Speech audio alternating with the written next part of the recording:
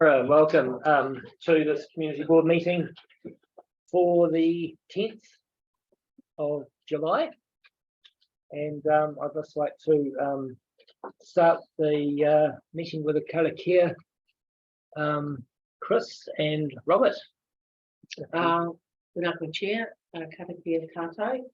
Whakataka hau ki te uru, whakataka hau ki te tonga, kia mā kina ki uta, kia mā kara ki tai e hi ake ana, te atakura, he tio, he huka, he hauhu, te hei, mauri ora.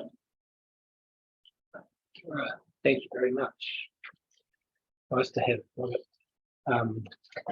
signing it through. So using all three languages, official languages in New Zealand, it's great. And I'd like also to welcome Mike Drummond, who's the Group Manager for Finance, Adrian Humphreys, who's standing in for Kim Drummond today, the Regulatory Manager, and Barbara Lavando, who is our new Senior Climate Change Policy Advisor, which is fantastic. We've got one. And I believe we have two more staff members sitting in the back. There's Shannon and just Mike Sawyers. All right. Okay, and so yeah, okay, we're going to go to public forum. We have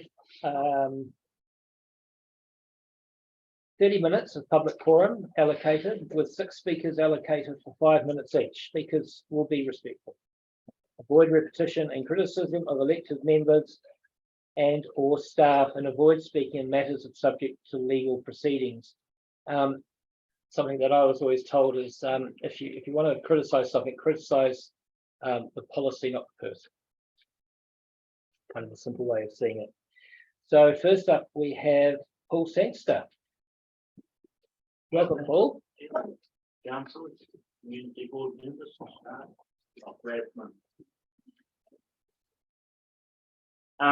look, I'm as you know, I'm not standing for election, so don't get that in your mind. I've done my spell, and but I am concerned, and I am still very involved in the community.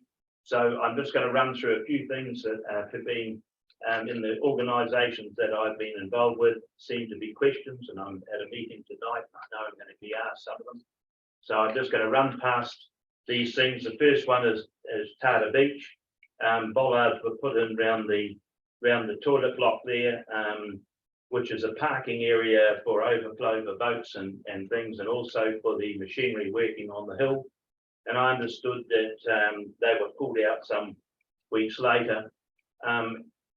So I just find that an incredible thing that it's obviously gone through the board. No one has actually pointed out to the staff member that, you know, maybe that was a reason for it being used.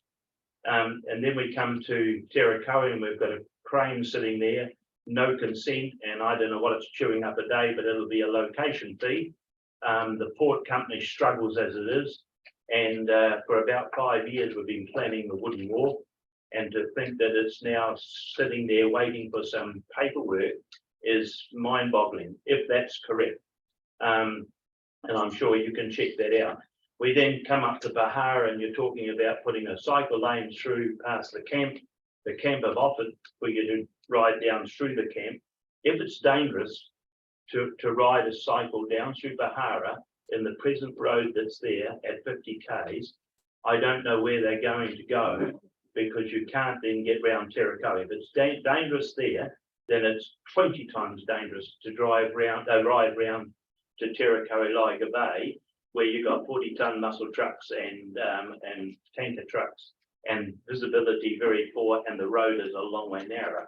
So I just don't understand that you take all the car parks out for the camp. You're talking probably 40-50 cars parked along that area. 50 cars in the camp takes away 20 odd, 25 campsites. At $200 a day per campsite that is worth to our community roughly, that's what promotions work on, then you're depriving us of a lot of money over that 6-week period of holiday. They put in a bun wall from behind Totally Roasted. A little bit of thought and perhaps some input somewhere from the community. You'd have flattened the top and put a walkway or a cycleway on top of that. We built it, council spent the money. And so we could have easily done that, and that would have taken out a section of Bahara to make it safe for cyclists. And as I said, then you get to the end of the camp and they could have gone through the camp. We put in 2 big culverts. I don't know if you've seen them, they're half full of water at the moment. For at the just the side of Totally Roasted. Those would have cost in a vicinity of 300,000 or 400,000 by the time you've done your planning and all your reports, and they go nowhere. If you go down to where the eels are down at Healy's old place, there is a meter creek. That's it.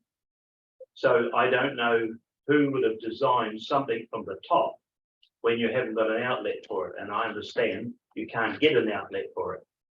They won't let you to, or part of council won't allow you to dig the ditch out because of some fish species. So, and it seems to be a complete waste of money. You could put a bloody bridge there and it still won't get the water away because you've got nowhere for it to go. We then get to Mahana Street and you closed off and made an urban street out of Mahana Street, which is the main access to our wharf and to the factory. So for every litre of milk that goes past the school shop comes from Collingwood, that which 70% of our milk going to the factory goes down Mahana Street. And you've narrowed it down. So it just doesn't seem to be practical when you had so much room there to actually leave the road, at least as it was. So I can't believe that and they've gone and put a curb on the south side as well. There will be accidents there. If you go and have a look at the concrete work, there's already tyre marks on it. So, you know, it's been there, what, a month? And so there will be accidents. And we had a voluntary agreement with all the firms, and this is going back, I know, 40 years, so you won't know that. We had a town board here and Golden Bay Promotions, and we sorted out with all the trucks not to drive through town between the hours of 8:30 sort of thing and 5 o'clock at night. And especially the cattle trucks, because they do have an occasion for a cow to back up to the rail and she doesn't know where she is and she has a pee. So through the town, we just didn't like that. So we asked them to go Mahana Street, Mochapee Street. Think about it. They negotiate the corner at school, they negotiate the factory corner, and they have a stop sign at the top of town. However, they did that. Whereas they could have stayed on the main road, and it's a nice flat straight road, and they have no great corners. And if you've got a 400-kilo cow standing on 4 little legs, you go around the school corner, they all go to the right, lean in the truck because that's where it turns, and then they hit a pedestrian crossing which is raised, which then bounces them up and over, Paul, and they'll get them forward. You're Well, I'm sorry. 6 minutes. It's only 5 minutes per person. Okay. I just think there's some disconnect between you and our council, and I would like to ask if we can have a meeting with you, re the flooding in Tarkin. And if that's the case, and do you have a thing from the police to allow trucks turning left out of Mahana Street to cross the white line? Thank you, Paul. So if you could let me know on that. Thank you. Thank you. And that's all we've got in public forum, isn't it? Well, was there anyone else who wanted to speak in public forum today? No? Well, you said Has there was anyone 6. registered? You said there was 6. No, I said that we can have up to 6. Well, the only is Michael Sawyer. Well, yeah, Sorry. the Pahara motels, the old Pahara motel. There was a turning cycle there before it, and I noticed that it's been sealed. I have asked whether or not there's a license to occupy that land. and whether it can be reinstated, because someone who lives down there has planted trees. That's private. And you know, vehicles going up to the car park there. Opposite block. Turn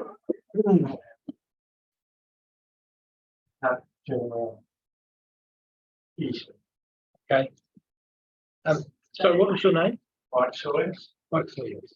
Yeah, so is there, so we could have it just an impromptu public forum Yeah, night without the festival. no, he hasn't booked in. Yeah. But that's okay, I was later on. right. All right. Did, we Yeah, get- I just did wondered. that? Question for Mike? Yeah, What yeah, I would was you- just going to say any question. Yeah, what would you like, Mike? You're wanting to know, Just the block of trees, shrubs there. Yeah. Used to do work as a roundabout. Yeah. Current owners of the properties now doing something about it. They put in a concrete driveway in the place. There was a boundary there, the road edges. And they planted trees and put in bollards there. To stop anyone from doing this to yeah, which is on, on the road. yeah, So, so you'd like a response about Well- whether that is on council land and oh, no, that address? unless they've been given the license to occupy that. Council land, it's Tennyson Street, Okay, you know, it just made it, and not only that, they did, they planted, when they did the extensions on the motels, they put large rocks in front, so that someone backing out of the car park with a larger vehicle is restricted as well. Really large rocks should possibly be moved as well. okay. Good. We've noted that. Thank you. I appreciate it. Any more questions?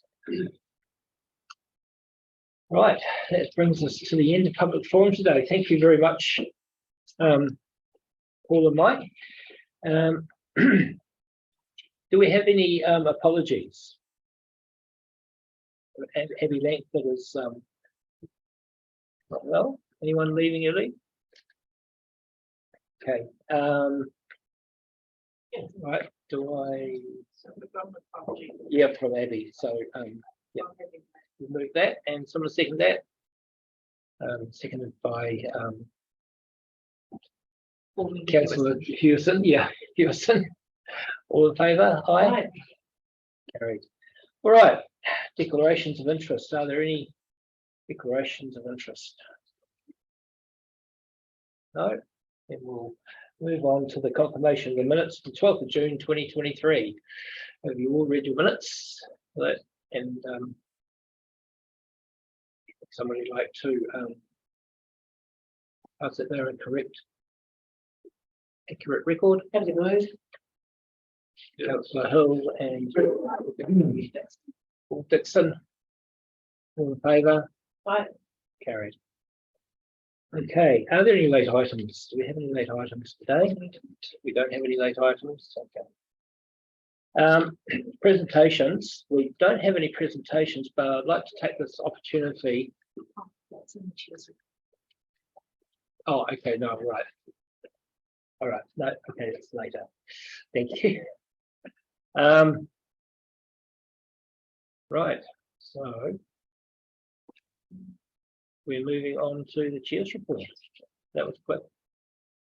Can we just check who's on Zoom? Just help us Oh, know. might yes, help us know who's on Zoom. We have Catherine Hubbard and Joe Richards. Catherine Hubbard and Joe Richards, two reporters.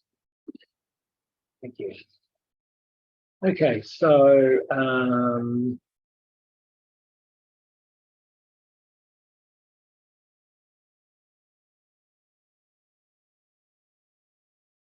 the items from June public forum. Port Tarakoe recreational boat launching ramp. That looks like it's been taken care of. It's been forwarded to enterprise team. The Anatoki track maintenance request, again, confirmation received from transportation that the request grading has been sorted. So that's just for our information. Correspondence item, Terakali. Same one. No, Member of the public regarding new fees for boat launching and barrier arm across Port Terakali. Correspondence was directed to the Port Terakali manager who's advised the customers that boat ramp at Tata Beach was low cost alternative boat launching. That's really for our information, isn't it? On following with childhood early education.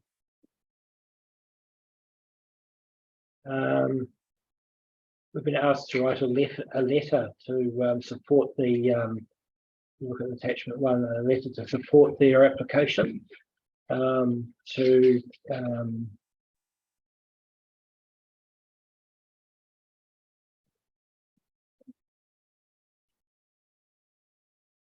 are we happy to support this as a board? definitely. I think it's a bit of a no-brainer. Councillor Hill? Well, it is a real issue in the bay. Mhm. So, you know, I've got a niece who's now moved over the hill who come school holidays, you know, 3 and 4 year olds at kindy, and then, you know, tell their mum, what do you do for 2 weeks over the holidays? Well, there's just no care, you know. So imagine over Christmas, you know, Yep. shut for 6 or 7 weeks or something over Christmas. So it's a really big issue in the bay, and I think the letter makes very clear about the extent of the issue. And I think if anyone's putting some energy and resource into trying to make something happen, we as a board would surely do our best to help that happen. Yep, fully agree. So I don't know whether our resolution is that just to receive the chair's report. So I don't know whether we have to pass it. Do we pass the resolution to write a letter of support? I think just receiving the chair's report, and we'll write the letter. It can be entered as an action item. Yeah, action item to write the letter. All happy with that? Okay. Now we're going to be changing. We're going to be reinstating. This will be of interest to a lot of people. Reinstating the Collingwood meetings. Have I skipped something? Sorry. Sorry, Chair, are you going to? Oh, sorry, I missed one. Sorry, I went too far. I'd like to introduce again Barbara Ravando, our Senior Climate Change Policy Advisor. And I'd like to offer you some time to speak. Introduce yourself.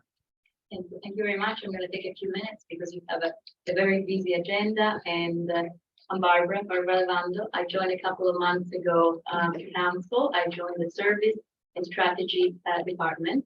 And I am an advisor on climate change and disaster resilience. It's an interesting new role for me that I worked predominantly internationally before. And I went all the way from the United Nations all the way down to community level. So, I have really the desire to contribute as much as possible to further the work that we're doing to the communities. So I am my knowledge and my advice is at the complete disposal of this board. I understand as well that you're going to be starting soon with an exercise to develop your strategy. And it would be my pleasure, if so you wish, to guide you on including and embedding climate change consideration and disaster resilience consideration together with my colleagues into your strategy. So thank you for the opportunity for having me. Thanks. Any other questions for Barbara?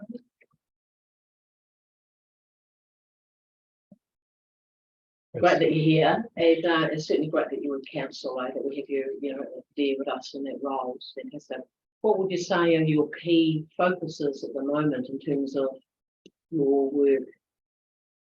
Thank you. Yeah, so that I will come back in August in the next meeting. So I will just provide a presentation. I did provide a thought that I really would like to listen to yourself, have the opportunity to meet with some of the community members and understand where is the focus, okay, within this community. I understand that a lot of work has been done around climate change initiative, whether it is mitigation or adaptation type of initiatives. At the moment, the main focus that we're working on, we are developing the first regional climate change risk assessment. And with that assessment, it's really the foundation of all type of resilience work, not only for councils in this case, because it's Nelson and Tasman, but it's really an opportunity to start meaningful conversations around the community, around risk. And so building the capacity of the community on the way that community perceives risks, and just starting to do this journey together. So that's really the work that I'm doing at the moment. Thank you. I look forward to you turning up in our August meeting. Presentation, that'd be great. Thank you. Thank you for coming over today and introducing yourself. And yeah, we look forward to your help with our strategy, perhaps. Great idea. Yeah. Any other questions? Are you aware of the more 2042 work that's been done? Yes, I was made aware, Yeah, and yeah. I've been reading the strategy, Yeah. I've been reading some of the background. I clearly need to understand a little bit more. Yeah. By reading, usually you get only Yeah, part of the story. yeah. But yes, I'm aware that there is a strategy that has been developed, so I'm very looking forward to see, to understand better. A lot of crossover. And help developing that together. I'm just wondering how the work of the community board would be incorporated into the risk assessment. How do you see the board actually change their risk assessment? That's a very good And question. being informed Yeah. about the risk That's assessment? a very good question. So that this risk assessment follows national guidelines. And we're looking at different domains, different areas. And one is the built environment, actual assets and building. The other one is the natural environment, but one of the human domain, the governance is one of them. And so that your feedback and the knowledge and the voices that you bring to the community will be one of the crucial type of feedbacks that needs to feed into the making of this work. And so that we will be having a number of WUI in September. And so you're already in our lists and you should be receiving an invite soon. And yes, and so that through you, we really hope in our heart that you will provide a guidance of what kind of governance gaps there are into this work that is going to be going forward, what kind of role this board would like to play. We can give advice on what kind of ideally role you could be having, and most importantly, how can we bring other stakeholders, whether it's business and or community, along with us.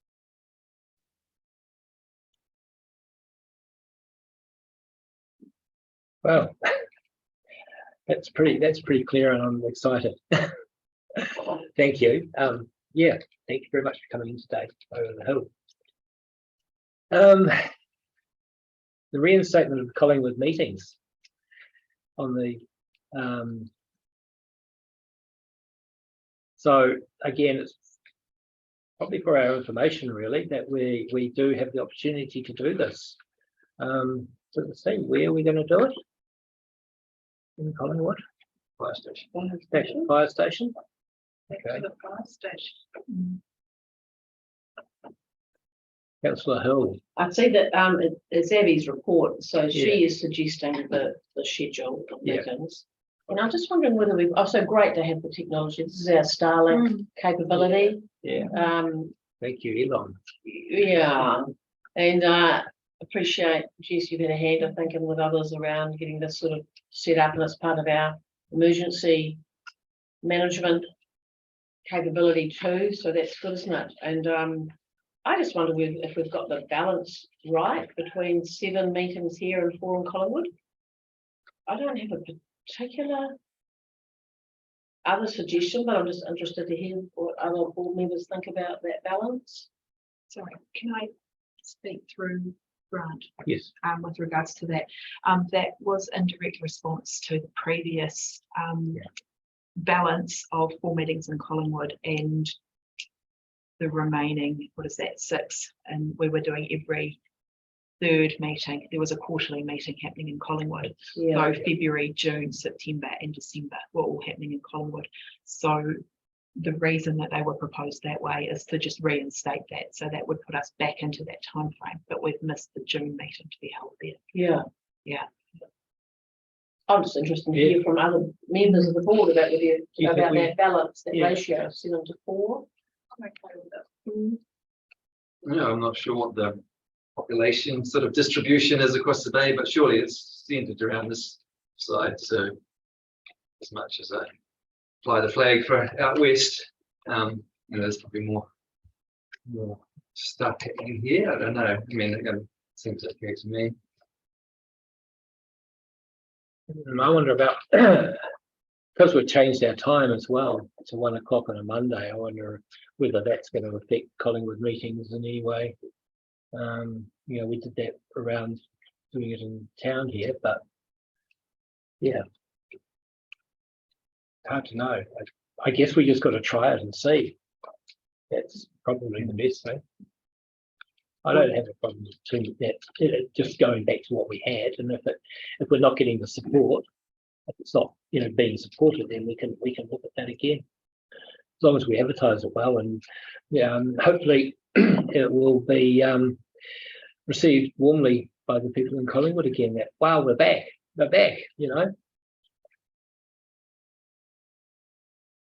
else can we do? What was the sort of turnout like at the Collingwood meetings in the past? Pretty good. Some of them were quite fiery, weren't they? Yeah, But that probably was before fierier we than had our public forum, structure and people having to apply to do public forum. Mm. But yeah, there are some strong feelings out there. Yeah, definitely things have changed in that respect. You're right, Celia. We don't run the public forums the way we used to, so that might change things. People will just turn up, and we'll always have a pretty full public forum out there. Yeah. Just got to give it a go and see.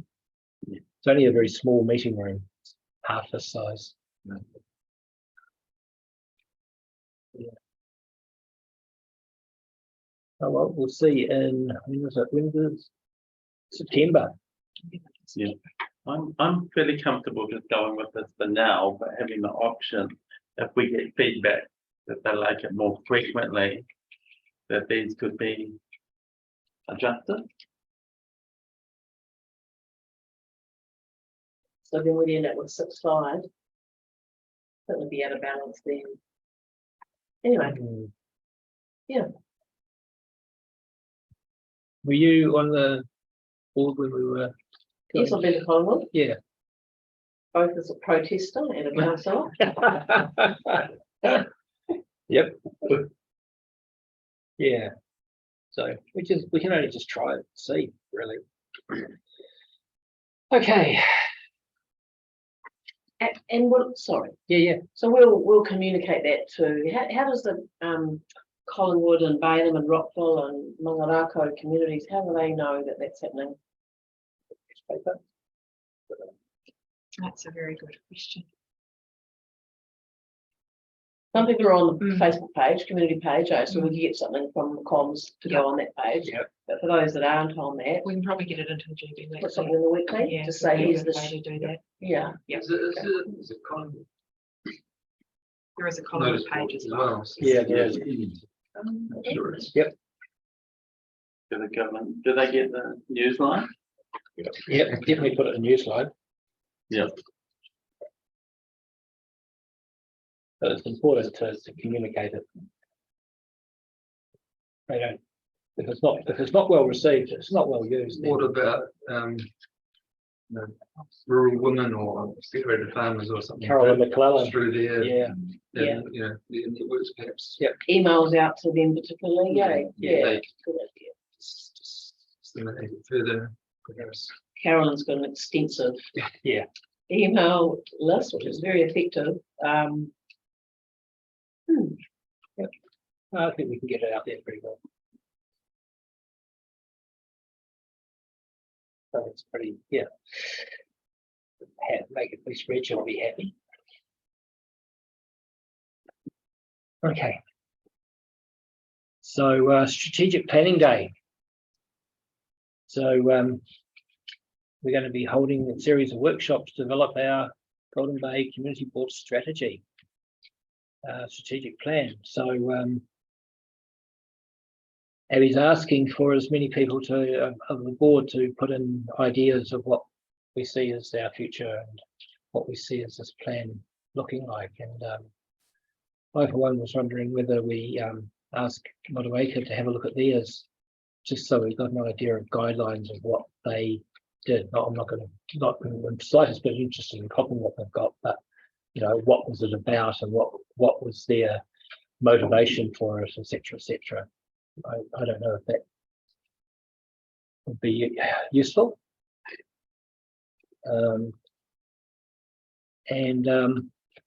Do we put a questionnaire out to our community to find out what they want us to do? And we are their elected representative.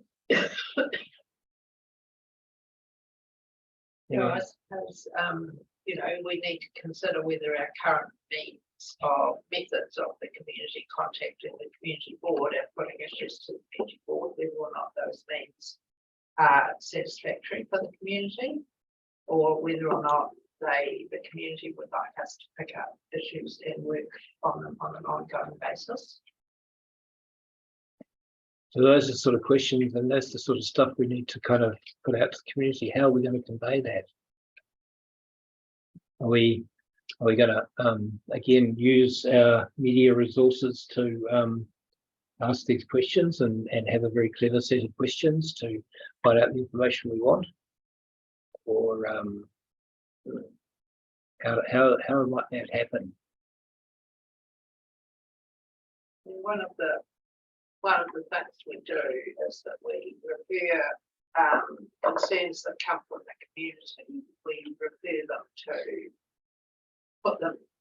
make them into service requests, and they become service requests. Sure. And then we don't hear back about what the result of the service request is always. So that's this type of thing that I think that the board needs to look at, really, because I believe that the board should operate, this is just my thought, at a very practical level, rather than being too, you know, too highly strategic. And what is the best way that we can represent the community in terms of practical issues? You know, drains,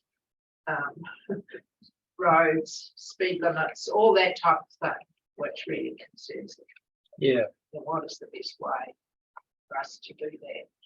What are the priorities that really concern our community? Yeah. And are there some bigger issues that the community would like us to work on and to take forward?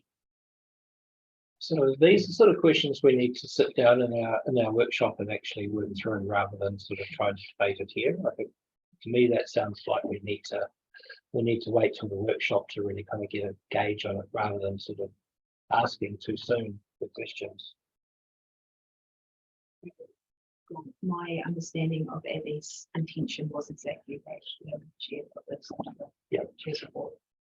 So yeah, I think for now, I'm looking forward to it, and I think we just need to take away those 4 questions and So should we, if we've got any ideas, should we fire them through to Abby and Yes. they'll put it into the, okay, yeah. and I guess bring them on the day as well. Yeah. Better to have them on in beforehand, but you know, just think of all the broad things that we have as a community. Yeah. that community board have or relate to. Yeah. Community board stuff. I suppose that's really the best thing we can do. Yeah, because we don't always have a choice as to. Yeah. whether it's an issue or whether they don't. Exactly. And what was our what do we? I think one of the things that is what do we want to see by the end of our term? What's our goal at the end of the 3 years that we've been in? That's probably one of the other questions that I feel. As a board, do we want to achieve some, a monument at the end of town? I'm not saying that that's what we want to do, but are those the sort of things and plans that we want to look at? And what are some of the issues that have come up for the community already that we could sort of get our hands a bit dirtier, stick them in there and work on. Okay. So, do Yep. we have a date for this? Yeah, we do. It's the 9:30. My apologies for that. On my own too.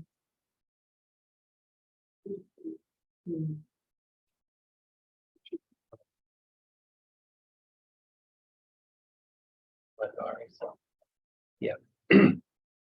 Yeah.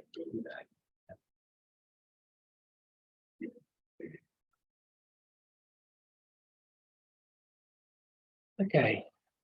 Community liaison representative updates. Some of our board members been to meetings. Is there anything to update the community on?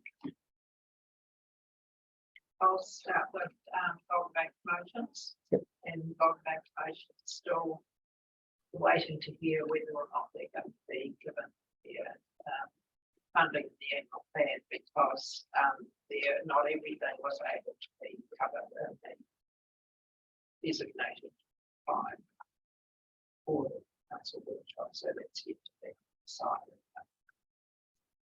Yeah, they're actually doing okay.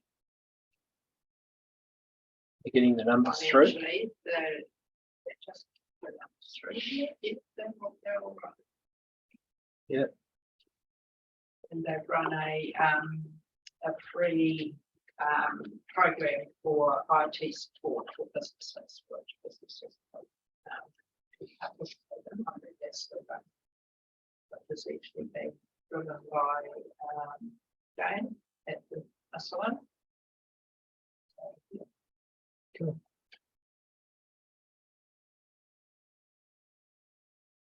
The other updates. Anyone else? Yeah. The Port Tarakoe advisory meeting last week. Yeah, and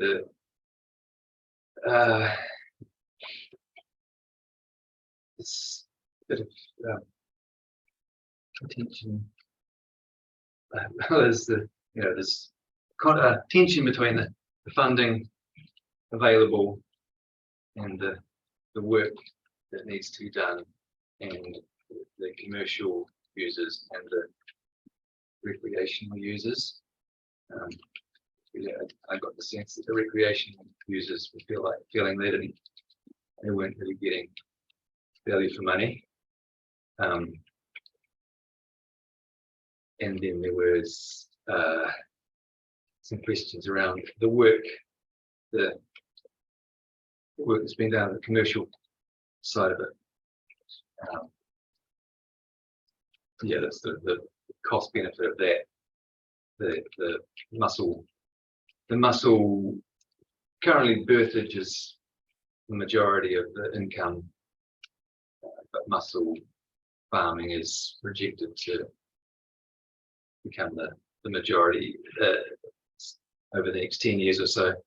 And yeah, but there wasn't really much in the way of sort of contingency, or it was, I guess the model looked like that sort of just made the assumption that that's going to keep increasing and that will pay for it all. But yeah, it seemed to me like there could be options for increasing the berthage there for recreational users. Would be potentially, you know, an option for increasing income. Yeah. But there was an ongoing kind of discussion, and it seems like the works are quite well underway on the commercial wharf repairs over there. And there's a lot of operational sort of ablution block going in, new ablution block. Well, there's a temporary one, but it's to be replaced by a more permanent structure. Apparently it's long overdue. And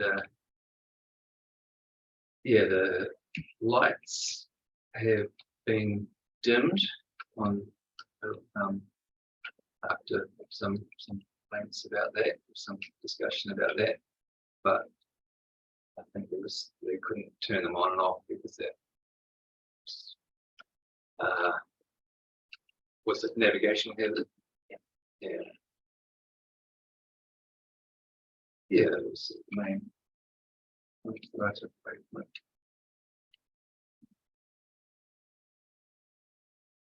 Yeah, I just would say that the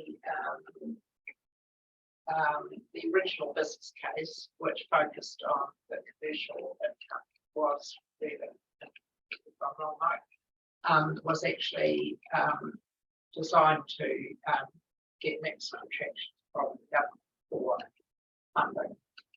And so it may seem to now to have been a bit skewed in the sense of being predominantly commercial for funding for the commercial side of the board. So the debate continuing as to income from potential possibilities.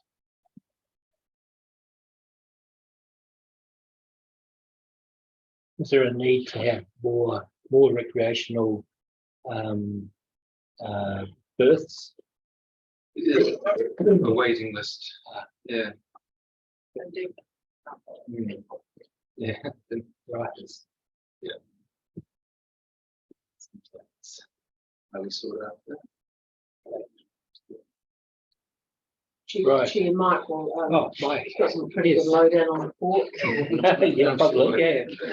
Through Mr. Chair, I can do a little bit of an update. So the work that's going on now is to provide more berths for the larger vessels servicing the marine farms.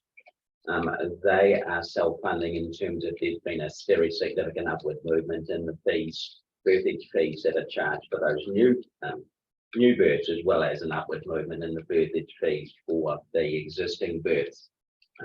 Notwithstanding that, the port still struggles to get to a point where it has sufficient cash flow to meet its obligations in terms of its loans.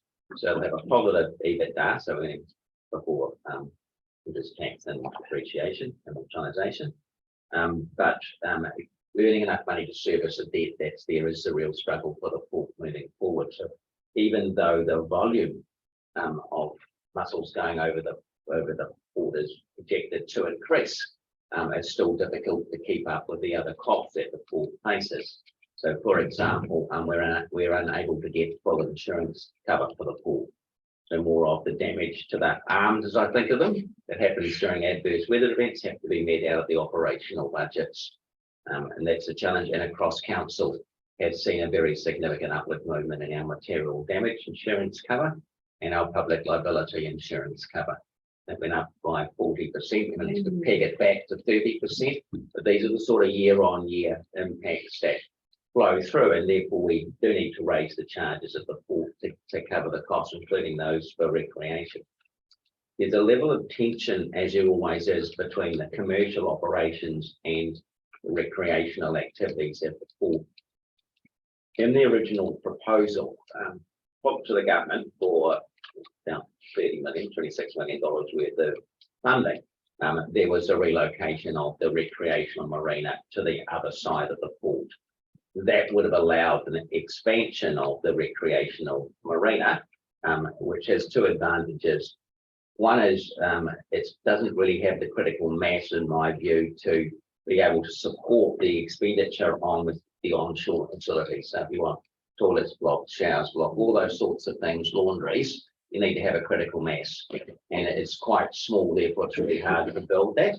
And so that's a future development of the port when we can get the other pieces of the puzzle into place. So there was also in the public forum mention of the crane. That is there, it's here in construction, I believe. They're doing fendering work on the wharf, and so the crane's there to allow them to do that work.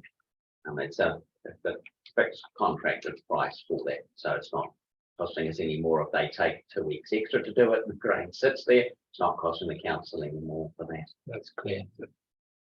I Thank guess you. people drive by and go, oh, look at that crane doing nothing. That's costing us a lot of money. So it's great. to have a bit of, Yeah, thank you for that. It's good more clarity. Understanding of it than Yes. what they want to have. So, So did the funding come from central government for the work? No, that is funded by, that's loan funded by council. No. We are continue to engage with central government with a view to getting some government funding assistance. They see the port as a commercial activity, therefore they're not prepared to provide any grant funding. That's loan funding, and the only reason we'd take loan funding from central government if it was significantly better price than us going out and borrowing from the local government funding agency. So we're always looking for the opportunities, knowing that we have to balance stuff, getting the work done to deal with the increased volumes as they arrive, over it being affordable to the community but also to the users of the port. so I think until the split, the recreational commercial split happens, it's always going to be a little bit fraught with difficulty, isn't it? That's One of the direct questions at the port advisory meeting from the rec representative was why have the rec berthage fees gone up 18%? It seems like most fee charges increases are about 10. More. Yeah, More. yeah. So I don't know whether Nick was gonna get a response back directly to them or not, but I did think it might be helpful if someone neck of the woods might better, let them know why, what, so they're saying, what are we getting for that, Yep, everything seems to go up, and I think Mike actually said it quite well, is that, we can't get insurance for the arms of the port, and that's obviously gonna be significant cost when we get damaged. How often does it get damaged? At one stage, we were placing at least one insurance claim a year. We've not had too bad a time the last couple of winters, so to speak, but we could easily get 3 events over 3 months. So it is a little bit of a challenge. We're lucky that the material to repair the port comes locally. Yeah. If we were trucking it over the hill, so to speak, that would be significantly higher expense. Right. Was that rock moving on the arms? Is that It's basically that you get water traveling through the arms as well as the armor rock moving, so it washes out inside, and then you've got to basically rebuild the arm. So as it seems to disappear, so to speak, the outsides collapse. So, but to be fair, I'm an accountant, not an engineer, so that's how it was explained to me. That's good to know. I had no idea that would be happening. Okay, yeah. Oh, I've got a little update that doesn't relate to anything I'm liaised to, if you might indulge me. yeah. So I was aware of the coach line subsidy for Oh, the yeah. local coach lines happening, which is great. And I see you've been in behind working away with that really well. One thing I noticed that was a family member of mine booked online, and I know I've spoken with Jane. Yes. Yeah. About this. Transport plan advisor. Yes. Transport plan, So she's going to speak directly with Golden Bay Coach Lines about this. So when people go on the website, they book online, they won't get the subsidy, but it doesn't say that online at all. And we're just trying to, and there'll be some assessment at the end of the trial about how well was it used, but people may well have gone online booking there thinking they're going to get subsidised and won't, and that won't figure into the data. So just thinking about how we let wider community know, again, about there is subsidy available and you have to go directly to the office. So Yeah. Jane's trying to tie that up a bit in terms of the website. I'm not sure if that's adjustable for them or not, but I think as a board, I think there's something we might post or do something about that, or ask comms to post something on the community page as a reminder. Remember if you're blah blah. Newsline, etc. Yep. That would be my liaison role, general. Brilliant. No, it's good, and they did a good article in the Yeah. newspaper a couple Right. of weeks ago, and I think it was pretty clear about how obviously, there's a lot of information sometimes to take on board, and you don't take it all on board, and so Yeah, it's easy just to miss a few points like that. yeah. And you might think if you go on the website, it is. I mean, not against Coach Lines at all here. It's great that they've taken on Yeah. the subsidy, but people go on the website, which we mostly do these days, and there's just nothing there indicating go to the office. Yep. Yes, Or the driver at the time, just wonder how much of it, like why you can't get the subsidy online.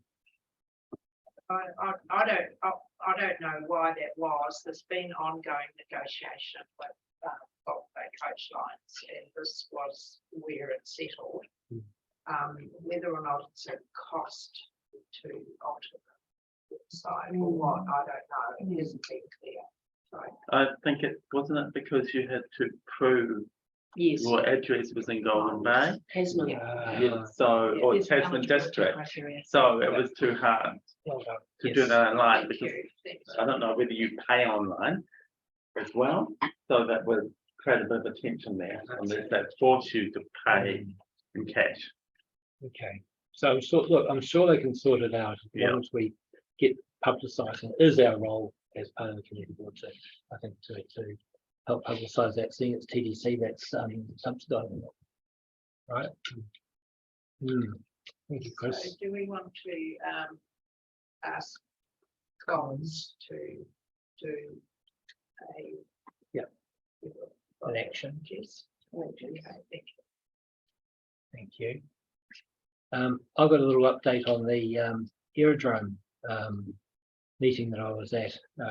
This time I've been to the aerodrome meeting. I learned an awful lot about aerodromes and also quite a bit about the Motueka one, because there's similarities and there's stuff happening in Motueka which kind of can have similar to affect us over here. The runway is ready for seal. It's not far off the cross runway. It's very close to being sealed, and then we also had a visit by the FENS and police about safety and accidents and what should happen if. And yeah, it's I think we've got a great little aerodrome here, and it really is quite getting quite busy. And I think we have to acknowledge that we do have a good connection to Wellington and beyond because of it. And yeah, I think there's infrastructure is possibly like the port going to grow as time goes on. To be honest, I can only see that happening. In terms of the port advisory and the aerodrome,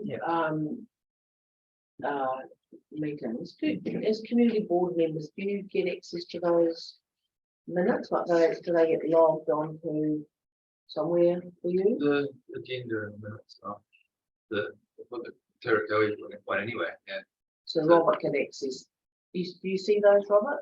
The port minutes or the aerodrome minutes? The community board member on that.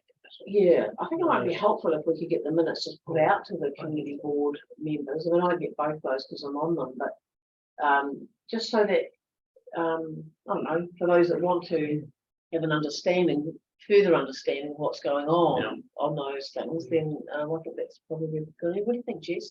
How would that happen? I think we can talk to our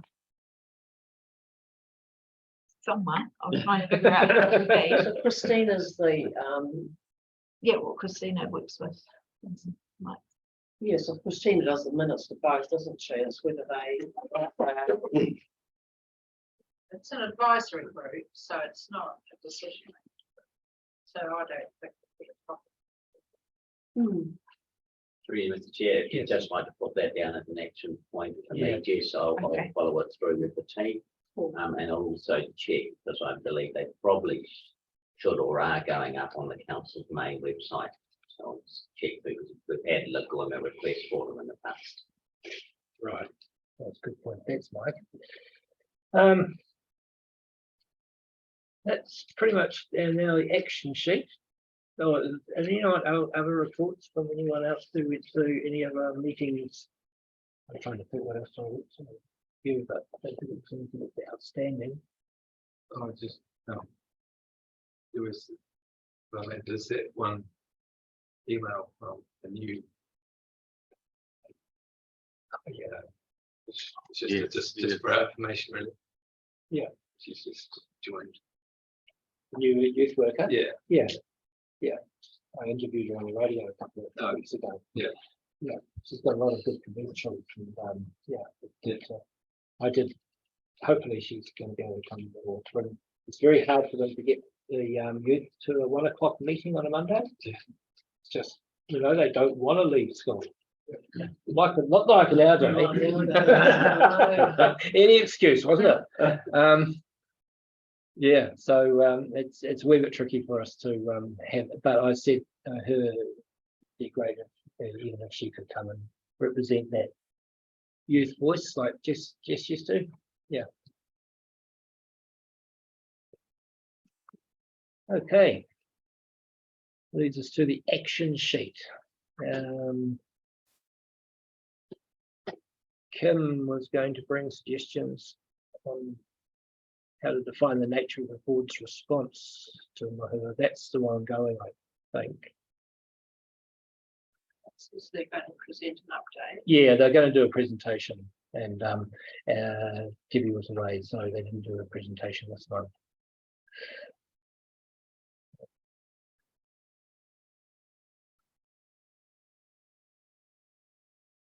Okay, Jess was. No response has been received to the staff presentation for July meeting to provide more information around water regulation legislation updates. Yep. The issue is I think that this is actually connected back to the community concern and the discussions about bore water. That's right. So the private bores are actually not regulated. So it is nothing to do with legislation. Because private bores are not suppliers. So the water regulation legislation applies to suppliers who supply more than one household with water. So what is it being? So the private individual bore holders are left without much guidance. And I've followed this up with Richard Kirby and Mike Schrewer, and Mike Schrewer is very clear that their role is not to give any advice or support to private water supplies. So I've had that a few times. So we've asked a few times, and that's pretty clear. The environmental officer, who is referred to in the Newsline article, is actually to do with infection control. It's not to do with water. It's to do with infection control. So if somebody got, if we had the Havelock North type situation, it actually goes to to the environmental officer. Right. So, that is, I think this is something that we can look at our strategic planning meeting as to whether or not we do take this further for our community and provide some information for the community about private bores and their responsibilities for their own water and what is risky, what's not risky, etc. Because this partly come up with the hospital board. Well, it sort of has triggered the discussion. Yeah, that's right. Yeah, it has triggered the discussion, and also the water water engineers do apparently actually regularly test the Gravels aquifer. So they do that to test it for E. coli and other possible problems. So I think Henry had the thought that we might actually run some kind of education or information process for the community, for the local people and the community who are on individual private bores as to what's safe, what's private. Safe. And I've actually spoken to someone who's on a private bore, and I said, well, it's the bore here, your field bore is safe, and we don't know. We've got no idea what's safe is and safe isn't. Right. So anyway, that is maybe something that we could look at through a project that we could have for our strategy. Station workshop. For you, Mr. Chair. Just on the public health side, if people have got concerns about a board on their properties, it's best to go to the Ministry of Health, because they're drinking water assessors, and that's specifically the areas they cover. So they'll have a lot more knowledge than we will on the ground. As you say, the public supplies are tested by our teams often, but private well supplies, they're probably best going onto the drinking water assessor site or Ministry of Health site, and it'll give them guidance on there what they can do if they want to get checked out.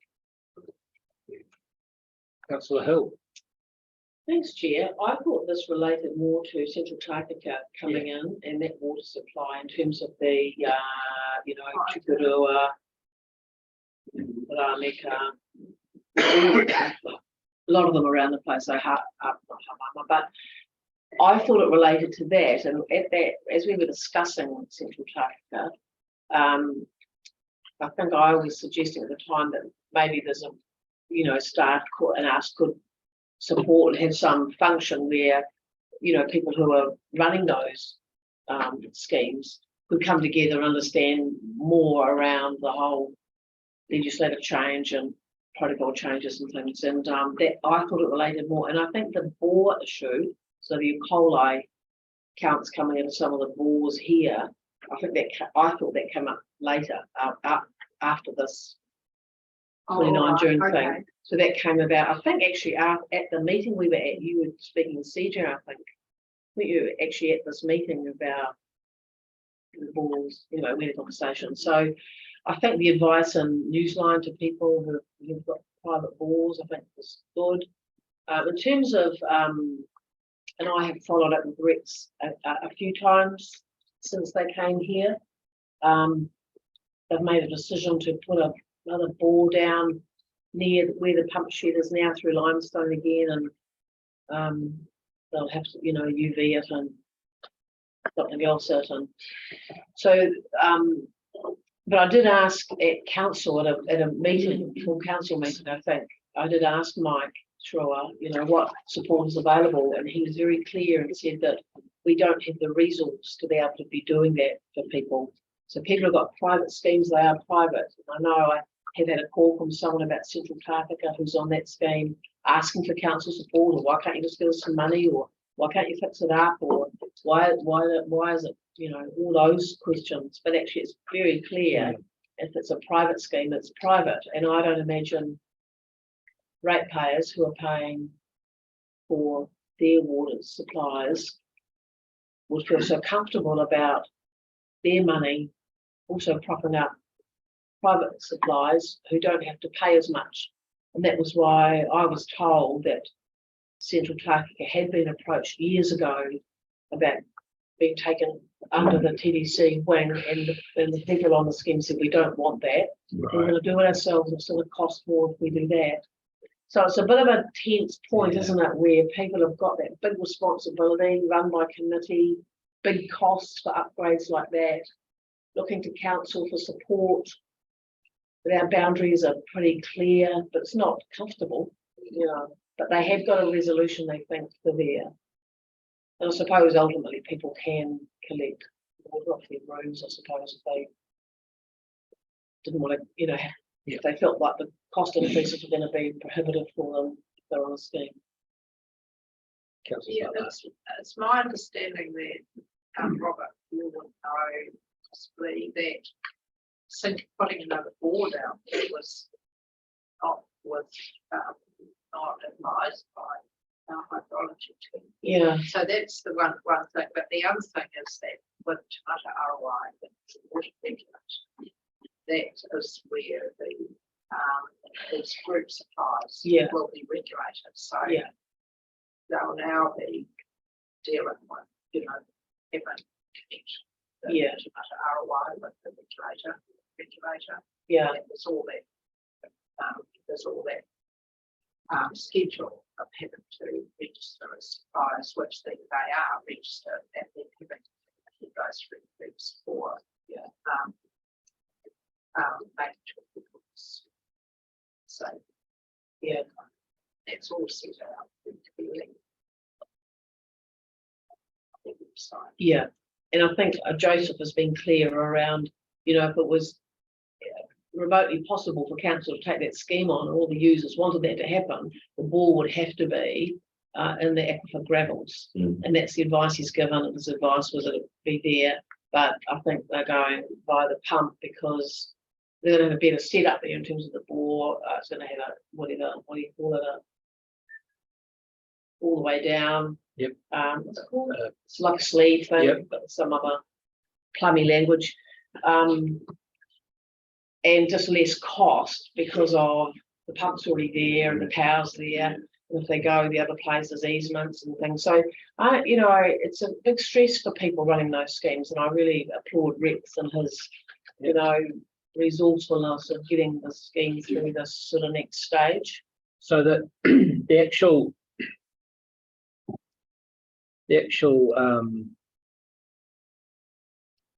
action was requesting staff to present to this meeting to provide more information around the water regulation legislation updates. So are we still waiting for that? Do we still want to hear that? Do we still want that? I mean, that's the action. Yeah, I wasn't sure that was quite what we were seeking anyway. I'm wondering if we need to take action on Yeah, that's one question. that. Or not, Robert. Yeah, I'm thinking that's not quite the action we want, because in my head, it's more about all these different schemes out there. Let's just say there's 10. We want to try and get the people that represent them in the room at the same time, and they can have an information session so they're all on the same page. And it's just something that the community board could help facilitate, but it doesn't mean that the council has to be the one that's giving the information.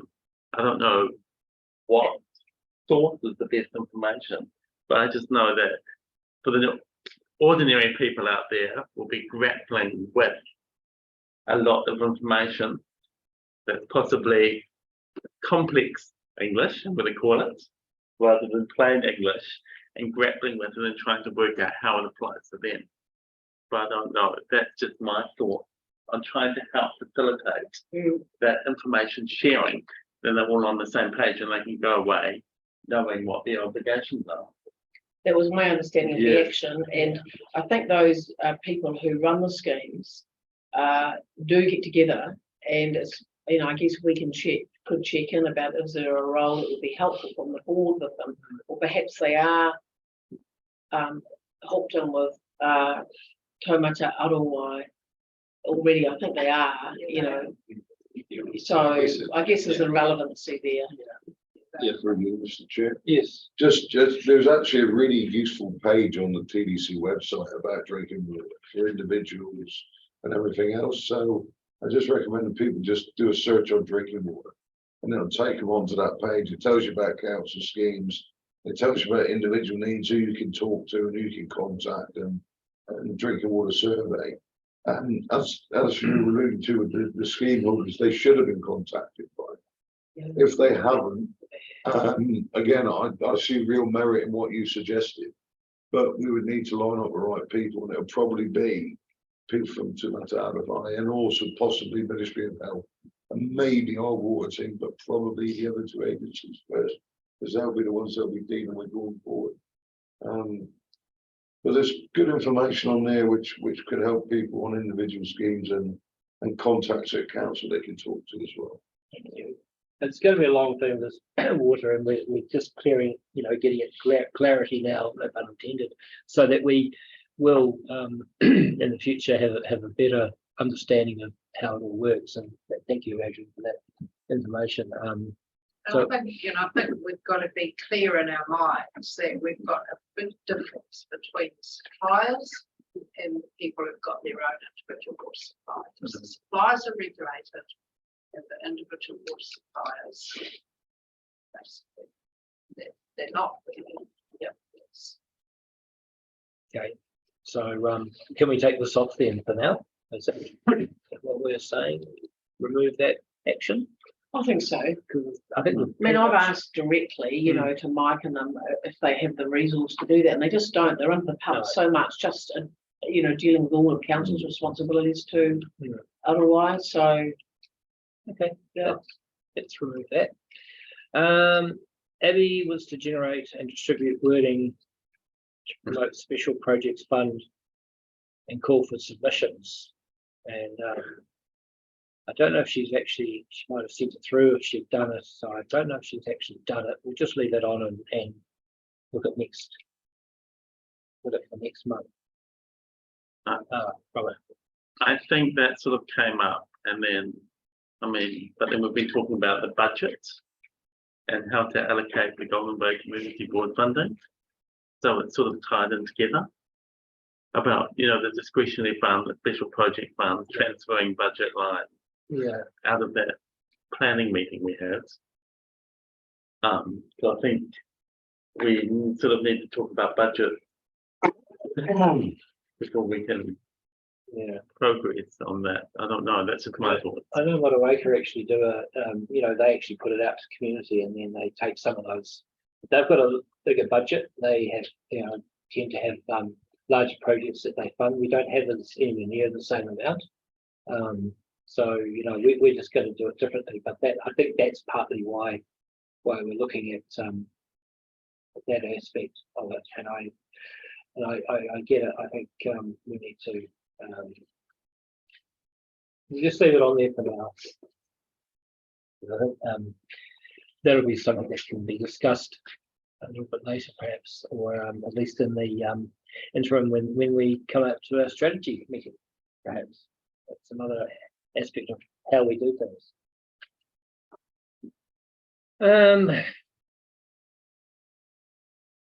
Meeting calendar, that can come off.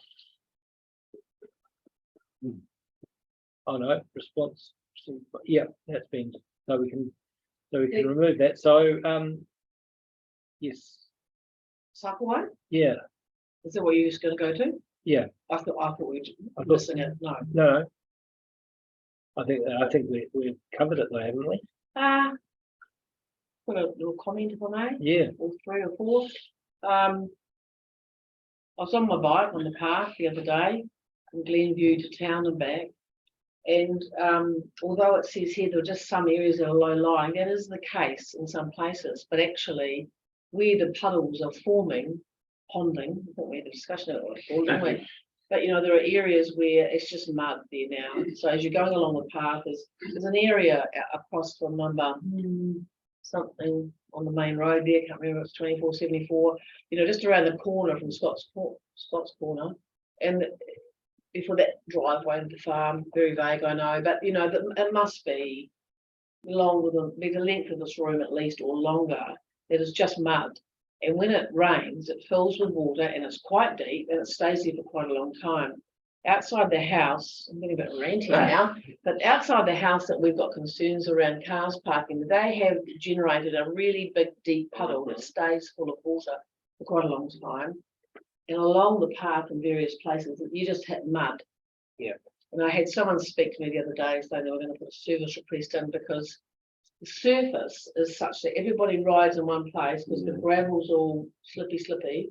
And so what's used is about 8-10 inches wide at most. And anyway, I haven't biked down to Puhara yet for a little while, but so I'm going to have I'm happy to ring up and give that my feedback or write an email with that detail in, because I think if somebody biked along there, they would say, actually, we need to put gravel on there and there and there and there. And actually that whole long dippy thing, yes, it's low lying, but it's not actually good enough. And because we've got that chunk of eyebrow grass, it's quite long. If you go along there, you know, you can't sort of get off it very easily. So then you're on the road, blah, blah, obviously quite a lot, but I think we're not there yet. Yeah. I think often when you put in a path like that, it takes a few years for it to settle. It's, you know, a new path and probably, you know, it's been a couple of years now, hasn't it? And so, you know, cycling up and down on it will settle it down. And it probably, as a general maintenance, as a general thing, you would probably put another surface on the slope. A lot of roads, right? Yes, I was just thinking, very brief, but you know, at where there's a house or where cars park on it, all look like a lot. Yeah. It has been happening less, but I thought we could just put some markers. So further down the road, there's some markers that don't seem to get run over. And I just if we just put 3 markers along that section there, that might help stop people parking on it actually, because they've made a really big hole through their car parking. Thank you. So the issue's been raised there about the actual material that is on the path, and that it, you know, this, like we've got dolomite and we've got port terracotta, different materials from port terracotta, and some of them are actually so fine that they just turn into soil. So this is a suggestion about a type of material that doesn't do that. But possibly it might be more expensive. So no, this has just been handed to me. So I think that I'd like to add in to this that there be a review of the actual roading material that is being put on that path, because if it's too fine, it just, you know, turns into a sort of dust and into a composting bin, and it just makes it a fixed trail through it. Whereas if there was a better, you know, larger piece of stone, which I know people possibly don't like, but you know, it would actually maintain the surface better. The question is, what's the cycle track up to Paynes Ford? Is that the same material, or is it all sealed? And then beyond that, it's dolomite. Dolomite, same as the From the Pahara one. hospital to Paynes Ford is no, it's not the same. There's the Pahara one is grey, so it's from Terracotta Quarry, but the one from hospital to Paynes Ford is orange, so it comes from that. So what's that? How is that stacking up to? Well, the thing is that it's a difference because it's on a slope and it's been built up with sides like the Pahara one was, but the Pahara one is sort of flat, isn't it? It's completely flat. Whereas up here, there's a bit of slope, so the water does run off it. So there's possibly a lack of camber that would, I mean, if it was more camber from the middle down, it would be better. Well, I think we're going into sort of detailed design of little engineering projects, which reminds me of the Puhara store or this little park thing. So we don't want to get in that road, you know, around detailed design of little engineering projects by committee.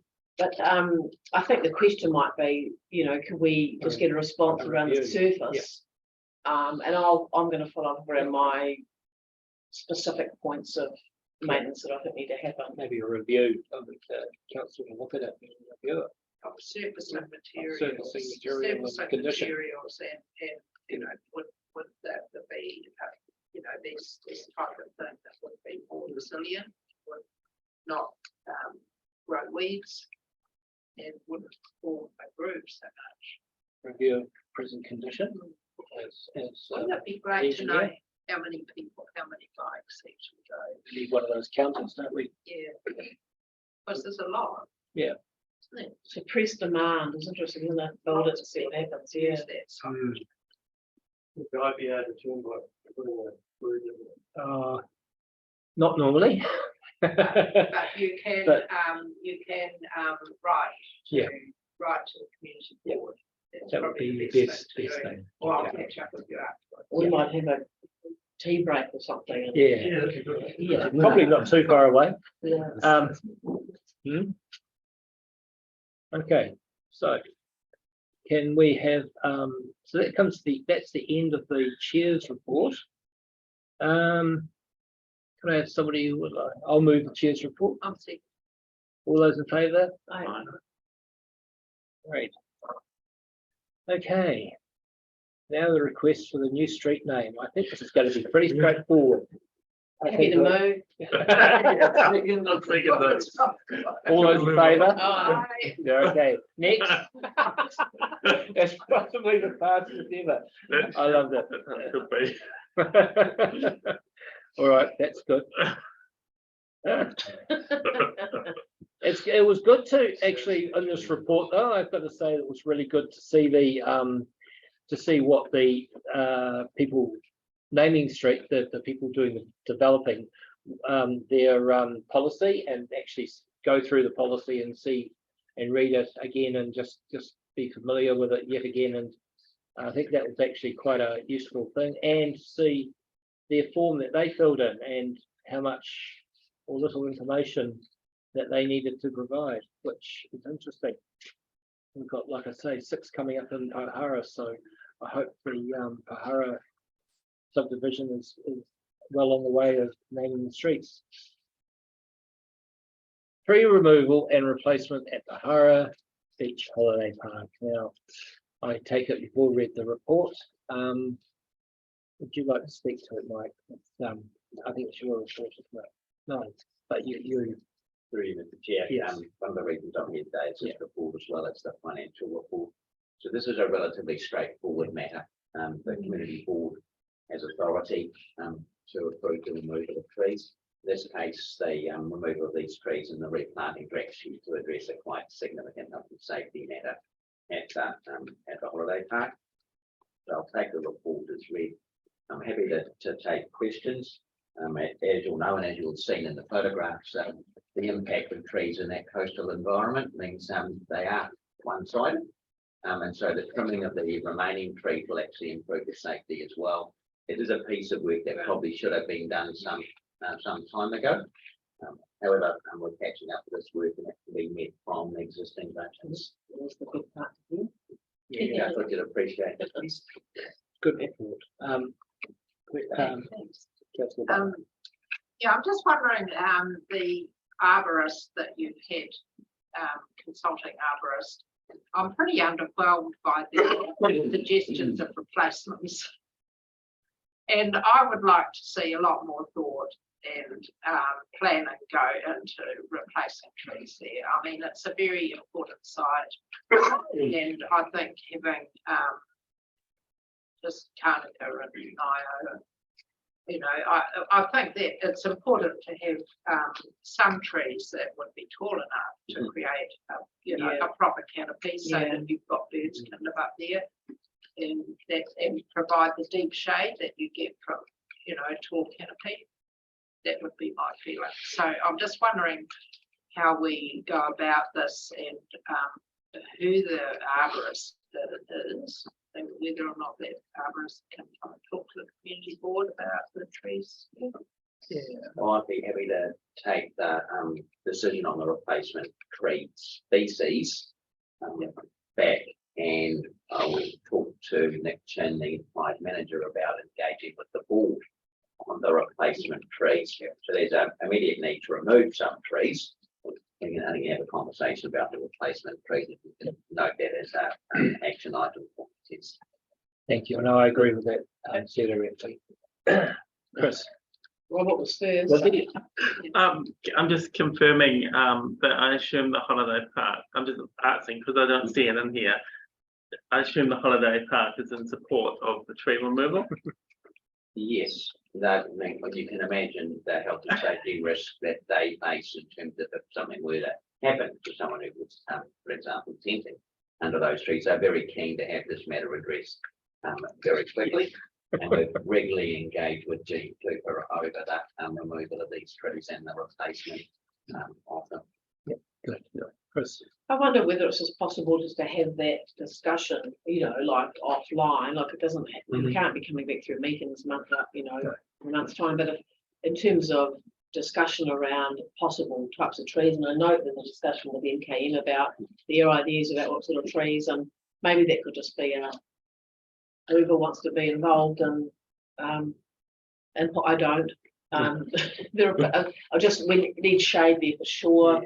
Absolutely need shade, and you know, so I just trust him with good expertise in that area to do it. But those that want to have a discussion with staff, it just happens in that on an operational level that it doesn't have to come back through here for approval of what types of trees. No, that's probably true.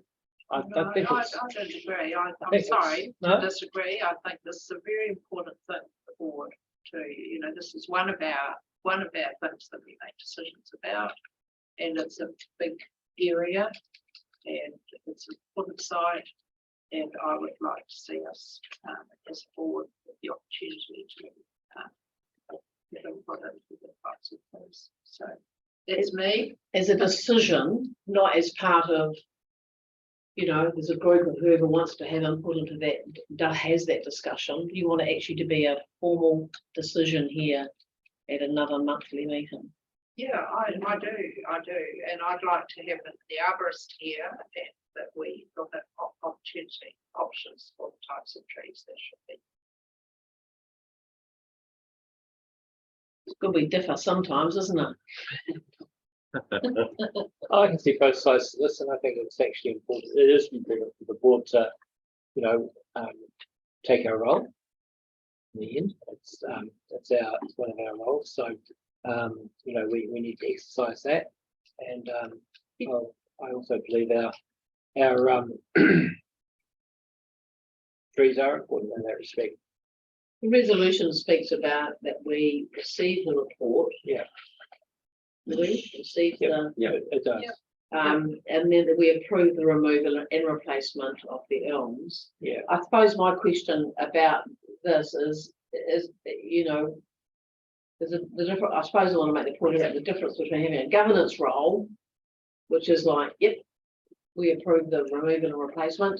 And then the other about the operational side of things, which is because we actually have people who are employed because of their expertise in terms of trees and reserves and managing them. So, yeah, I guess it's, yeah, Well, I'll finish there. Yeah, I would like to make an alteration to the resolution, which is that receives the tree removal, receives the report, and approves the removal of 22 Chinese elm trees, and then have a third recommendation that the board have the opportunity to have input into the replacement of those trees. Which NKM are doing as well. So you just have to work out some process around that, about where that's happening with them, and they might have some ideas. And then there might just be a bit of a bun fight about, but you know, if there's a difference or something. So I just think if something can be worked at, if you want the decision here, if there's some little working group around that with NKM about, with advice about here's some options, you know, so that it doesn't get messy coming back here, that what's come back here has been worked on by the board, and we're not. Yeah, I think it's some sort of workshop with NKM, and then come back to the board with the recommendation at the end. Why not? Mike. Through Mr. Chair, just a couple of points. The first one is in 5.1.1, talk about removing the 8 trees with the highest risk profile. Obviously, something we want to do very quickly. Yeah. That And that would mean replacement, planting replacement specimen trees. There'll be 8 trees to replace those that have been removed. I suggest you allow the staff to manage that first year one. And then the conversation that you want to have is really about the board having the opportunity to have input into the choice of species for the replacement trees. And that would then pick up year 2 and year 3, which is 37, which is the bulk of the trees that are being replaced. That will allow the work that needs to be done quite quickly, but also allow some input into that future decision. And that probably will fit with timing in terms of having time to have that conversation with the board. And that would just be my suggestion. Okay. So in terms of our resolution, we would just need to have it a bit more specific that. Yeah. For the year 2 program. Yeah. That the board would seek advice and contribute to the decision of species. With NKM. If I could suggest some wording, councillor. Yes, thank you. The board will have an opportunity to have input into the choice of species for the replacement trees planted in year 2 and 3.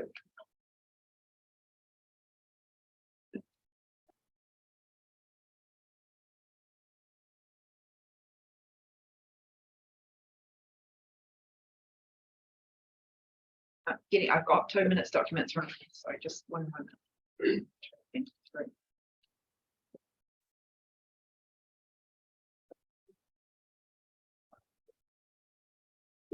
So, sorry with that.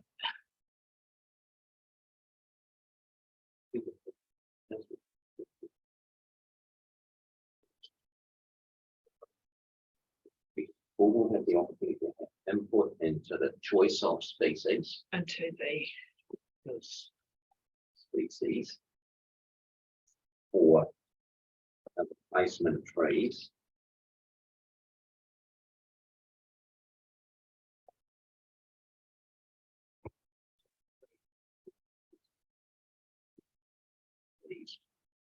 Planned for years 2 and 3.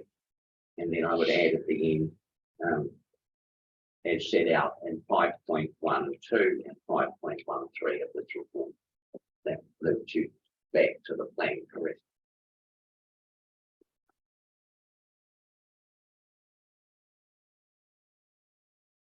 I think it's a good point. I looked at the species too, and I was a bit underwhelmed. So yeah, great. So there's the resolution. Would somebody like to move that resolution? Or Councillor Butler.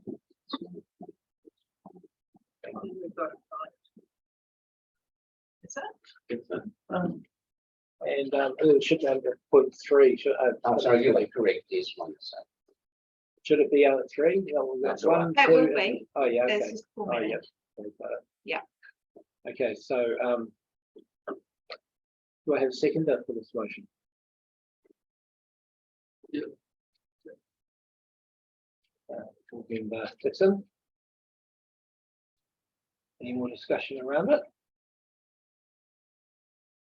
All right, all those in favour? Yes. Carried. Sorry, just can who moved that? Oh, Butler, I've seen that. Okay, thank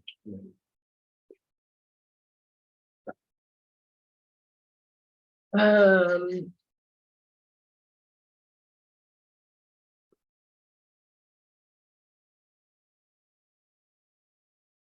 right, financial, do we need a break? Do we need a break? Break it, great. A little break? Grant is on the, so has joined so to speak to the reserve financial contribution. Oh, good, okay. Well, we have a 5-minute break for grabbing a coffee and a toilet break, and then resume in 5 minutes. And a quick chat, Mike, yeah. Yeah, maybe 8 minutes the most, okay? Thank you. So can you just This say, area. we-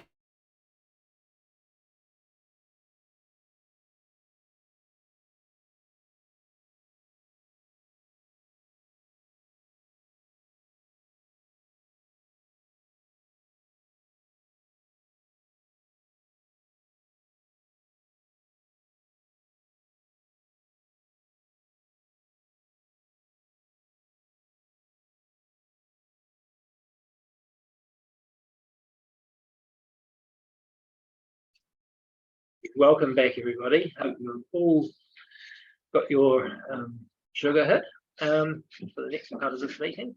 We're going to resume with the reserve financial contributions to Golden Bay. I've got welcome Grant Redfern from the Reserves and Facility Manager to be here and talk. Sorry. Yeah, it's and the police ran past before the siren even went off. So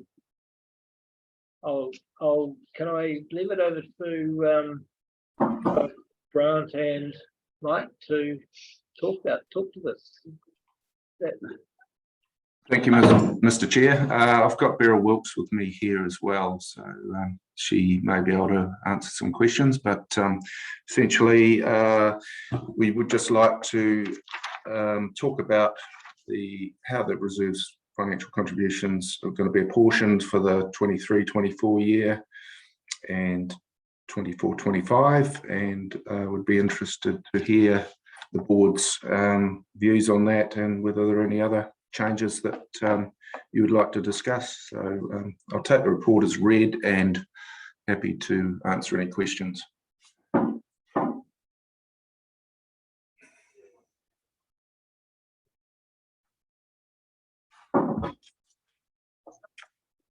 Oh, Councillor Butler. thank you. Yeah, hi, Grant and Beryl. Look, I'm just got a question about playgrounds and what is the situation with possibly new playgrounds? Because I'm aware that I don't know if Pekawar Residents Association have written to you, but they have expressed at the AGM, which I attended as a councillor, that they actually expressed a desire to have a playground on the piece of council land that goes to the coast, which is quite near the shop, and it's the actually where the Pekawar seawall was built. You're talking about Tomatea Point Reserve?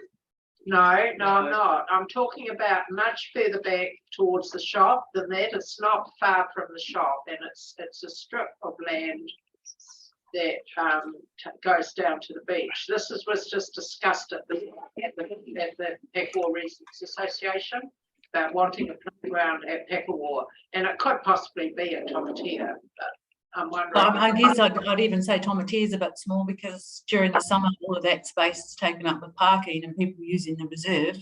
Right. I'm not aware of a piece of council land unless it's a piece of that unformed legal road piece, maybe. I'm not aware of any other reserve land along there, but we can have a look, and certainly if the request comes in, we can have a look at that. Yeah. But it will be, it probably wouldn't be till next financial year now, because we have these other playgrounds that have been waiting for a couple of years to be either upgraded or replaced on our list at the moment. Yeah. Okay, thanks. So you would just require a letter of request from the Pekawar Residents Association? Yeah, and then we can have a look and see if that's going to be viable and if that is a piece of council land that can be used for that purpose. Yeah.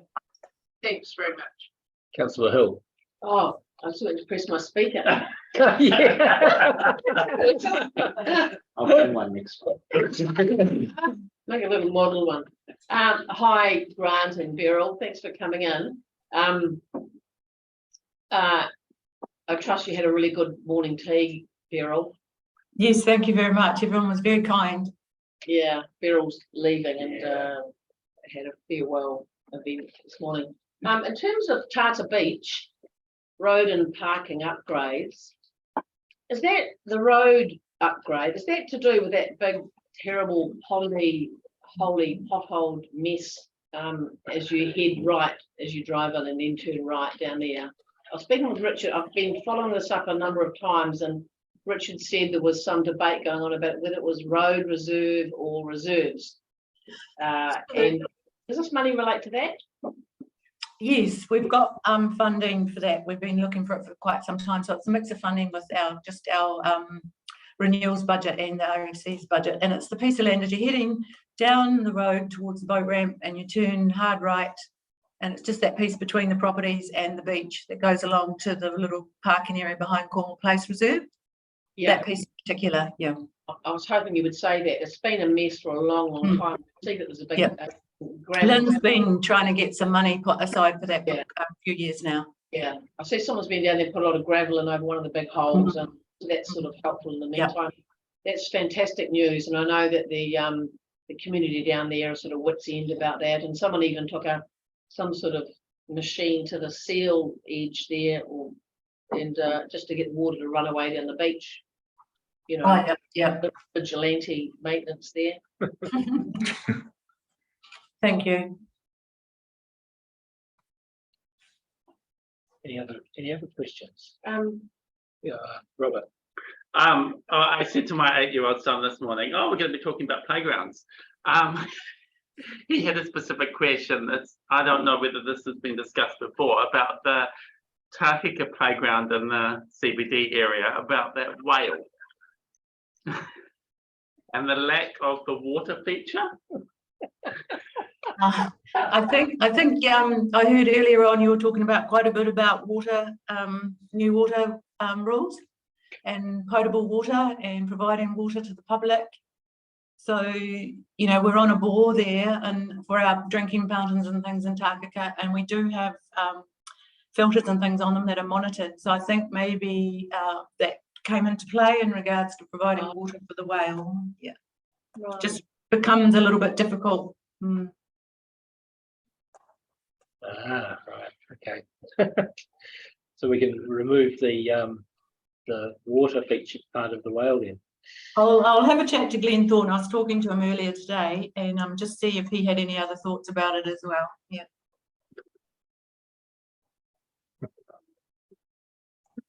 Well, This is Councillor Hill again. in terms of playgrounds too, Beryl and Grant, the Upper Tākeka playground. I'm just trying to imagine where that is. Oh, okay. It's you turn off to go to Upper Tākeka, you know, you turn coming down the hill and you turn off to, is it Arran Creek Road? Turn left. Well, the first left by the hall there. Yeah, Yeah, and then you turn left again and go up that side road. Yeah. It's up there, and it was the old school, I think. yeah. Yeah, so that's the Upper Tākeka Recreation Reserve as opposed to the Howard Place Playground. So it's got a very ancient pieces of playground equipment in it. It's got the swimming pool, it's got some ancient tennis courts, and some very untidy toilets. So I think the management committee there, we're going to have a chat with them and see if they're still operational and what their thoughts are on that whole site. But we've put some money there just to tidy that up and put a little bit of equipment back in there. So, Okay, are we aware of the very supportive of playgrounds? But just wondering if we're aware of the level of use there, and then you might say we could talk about suppressed demand again, couldn't we? yes, I think that's one thing we're making contact with any of the remaining members of that management committee and looking at the use of that site and what best we can do with it and how that money should be best utilised, and whether it's tidying up, making everything safe, or replacing some of the equipment, or just, you know, in a low level of maintenance and things there. Yeah. And Harwood Place, that's further down the main road, and you turn left. Yes, you turn left then right. Yeah, and there's a wee playground at the end of there, which is was put in probably over 20 years ago now, but it's still quite tidy. Right. Do you know? Yeah, right. Thank you. What would happen if it seems to be not a priority and not something to be, you know, or any of these projects for that matter? Well, that's for the board to decide. if they want the money not spent or the money reprioritised or the money used for what they see as a higher priority project in your area. Yeah, but what I'm saying is if you do go to the Apatakaka one and you find out that, you know, there is no need for 63,000 to be spent on it, you know, do we just carry that forward? Do you just carry that forward to next year, or can we come up with something else for this year? Yeah, you know, anytime during the year, even though we do this as an annual thing to get it into our annual work program, anytime during the year you can ask for a report on something, or staff could put up a report saying, well, we've found that, you know, this out about the Apatakaka Recreation Reserve, and do you want the money just to go back in the bank, or have you got something else you'd like to see happen with it? Yeah, just an update. Yeah. Yeah. That'd be good. Right.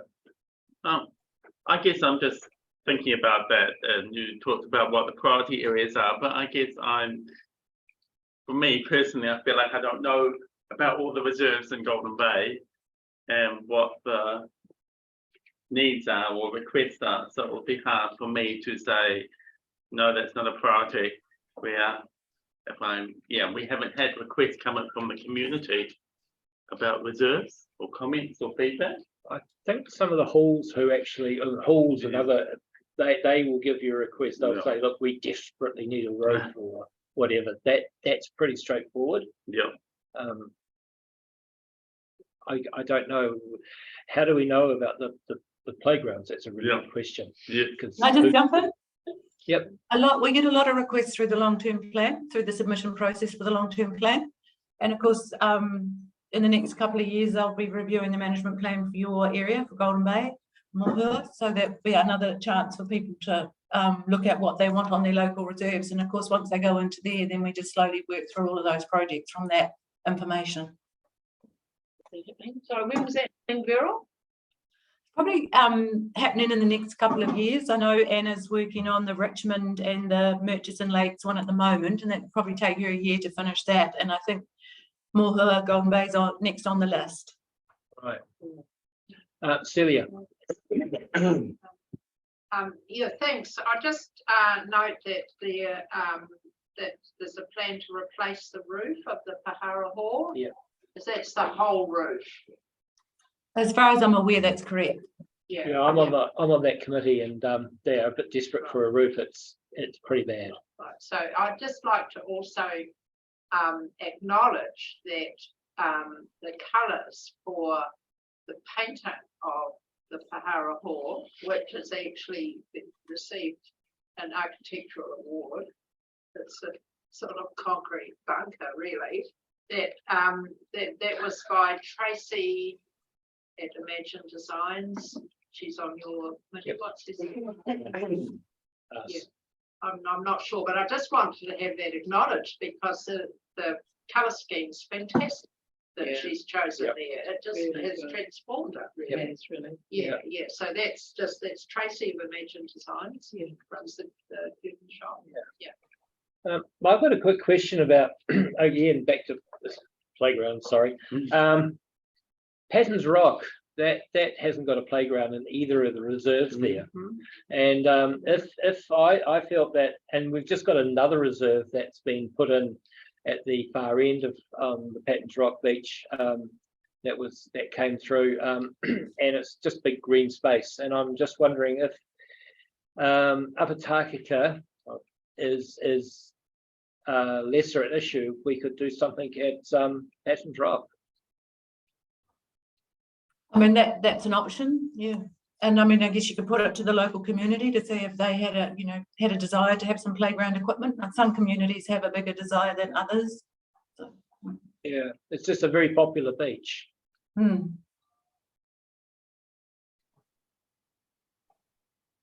questions? Is there anything else we need to know? Yeah. I'll just say a general comment. Isn't this great to be able to look at this and see the money that we can spend, and we had a much bigger amount that's come in from subdivisions for the RFC account, and to have that money available to people pay it. You know, I've got a subdivision in the go, and we're gonna have to pay some money, but isn't it great that actually, when you see that it has an impact on a small community like ours, we're gonna have a stack of money spent on playgrounds and getting our halls done up, and it's a good news story, I think. Yeah. It's a good news story. And, you know, just things like it says in, you know, the picnic areas, the ward in general, 16,000 spent on that. That's great, isn't it? Celia. Yeah, I've just got a question about the Sunbelt Crescent Esplanade. Is it, I don't think people know that that's there, and I don't think they know how to get onto it. I know we have spent quite a bit of money on it, but where does it start, Beryl? It starts at, if you go into Sunbelt Crescent, when that subdivision was done, we got the 20-metre wide Esplanade Reserve, and since then heading to the, I guess, the north, you'd say, our farmer did a boundary adjustment, we got some more at that end, and then further back, other people have done odd things, so we've got quite a good connection all the way along the Motupipi stream right back towards the milk factory. So it's not just the bit behind Sunbelt Crescent, now it goes quite a long way. And Lynn's been working a lot with Claire Webster over there. And so a lot of the school children have been down there to plant and help tidy up the area. I know that some of the funding this year is for signage. So whether Lynn's, I think it's more interpretation signage, but certainly we could get some articles in the paper perhaps and talk to Claire and Lynn about that. Yeah, I think it would be helpful to have some sort of signage on Abel Tasman Drive, you know, showing people that there is actually a walkway, because, you know, we have a lot of visitors, and I know that Golden Bay Promotions are really keen to provide opportunities for people to have walks around the, you know, around the town area without actually having to drive a car, because, you know, they're, with the government are wanting people to have low, you know, low impact or low emissions holidays. And so if we can have these sorts of walks really well signposted from, you know, so that people can actually find them easily, and they can walk to that from, you know, they're staying in a motel or something in town. So yeah, that would be my thought, would be that it could be more visible and a lot more available for people to walk, because there aren't very many places. I can pass that on, yeah. Thank you. And the one other thing, sorry to go on everybody, but the Riley Street, down the end of Riley Street where it comes to the river. Yep. I think there has been talk about making that into more of a reserve that is blocked off to vehicles now. Is there any plan for Riley Street? Well, it's River Berm, an unformed legal road. So at this stage, it's not featuring in the reserves budget at the moment, but I guess if something was developed down there, then reserves would probably be part of that, yeah. Councillor Hill. I'm happy to move the resolution, actually. I'm happy to move it as it's written, which has got 1, 2, 3 and 4. And then, and then there's another 4 further down the chart, isn't there? In bold. Oh, there's 1 to 4. apologies. Yep, sorry, that was my tabulation. I'm not the best best typist, so yep, that one's for the special purpose committees. So that's included as part of the resolution. Yes, I And apologise. we just have a 5 on it. Just a 5. Okay, so 1 to 5. Yeah, I'm happy to move those resolutions, and it's just very good to have this, you know, laid out like this really clearly, and that you're open to if we wanted to make adjustments to it, and you know, you're the folk that are in touch with the hall committees and you know, closely in touch with them, and I think we've had for quite a long time a really good relationship there. So if some, you know, a water pump's needed, it gets slotted into the schedule of things and maintenance schedule.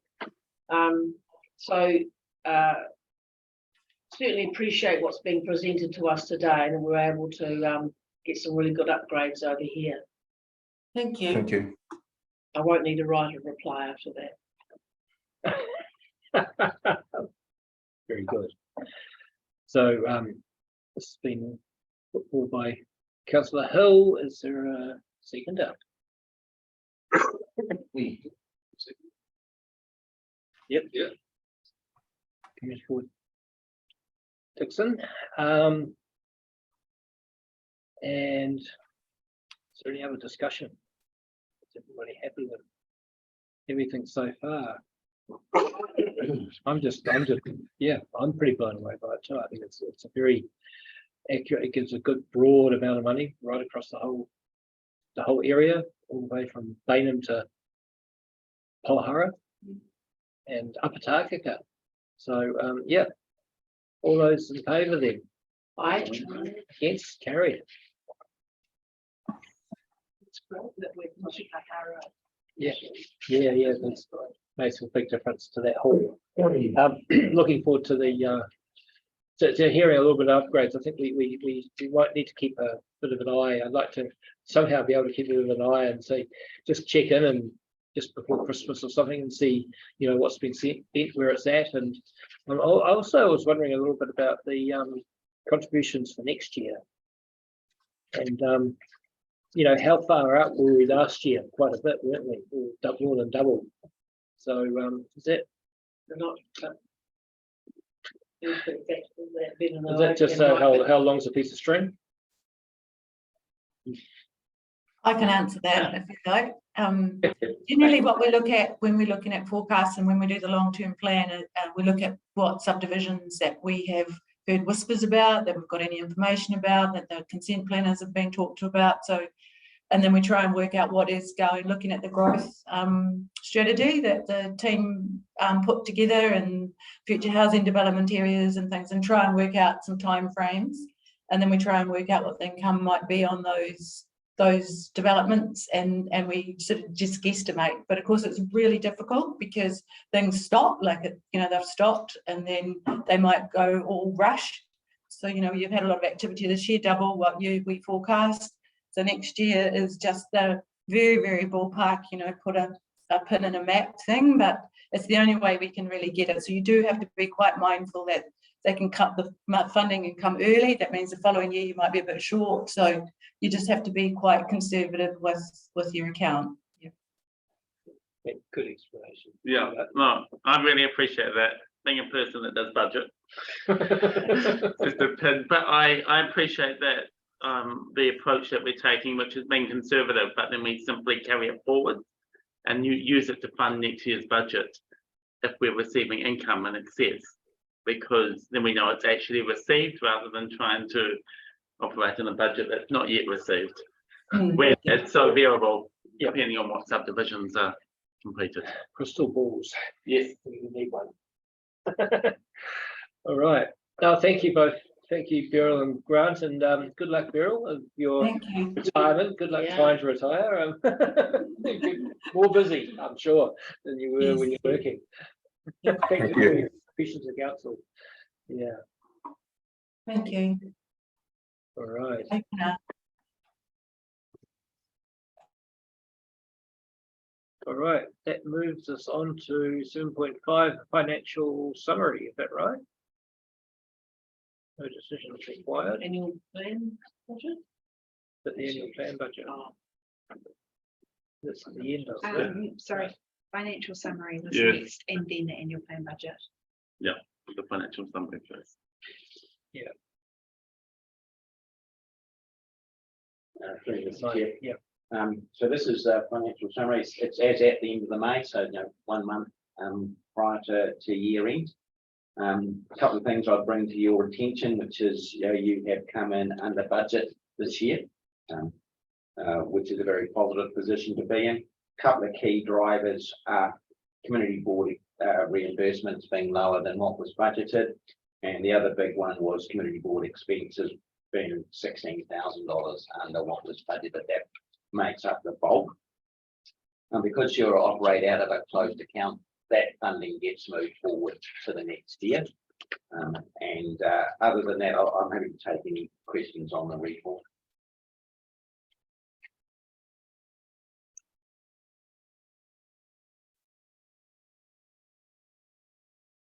This takes into account our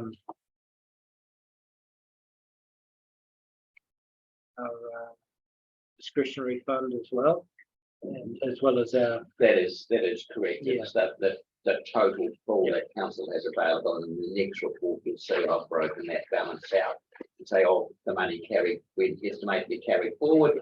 This is the amount that's tagged as discretionary fund. This is the amount that's tagged as special projects. is that what we want to talk about? Yeah, is that this? Yeah.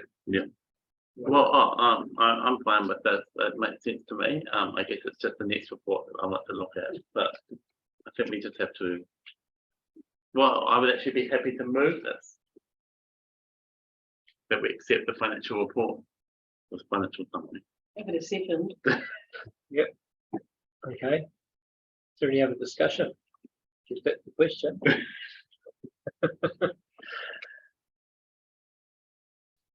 Then, all in favour? Aye. Right. Against, carried. Okay.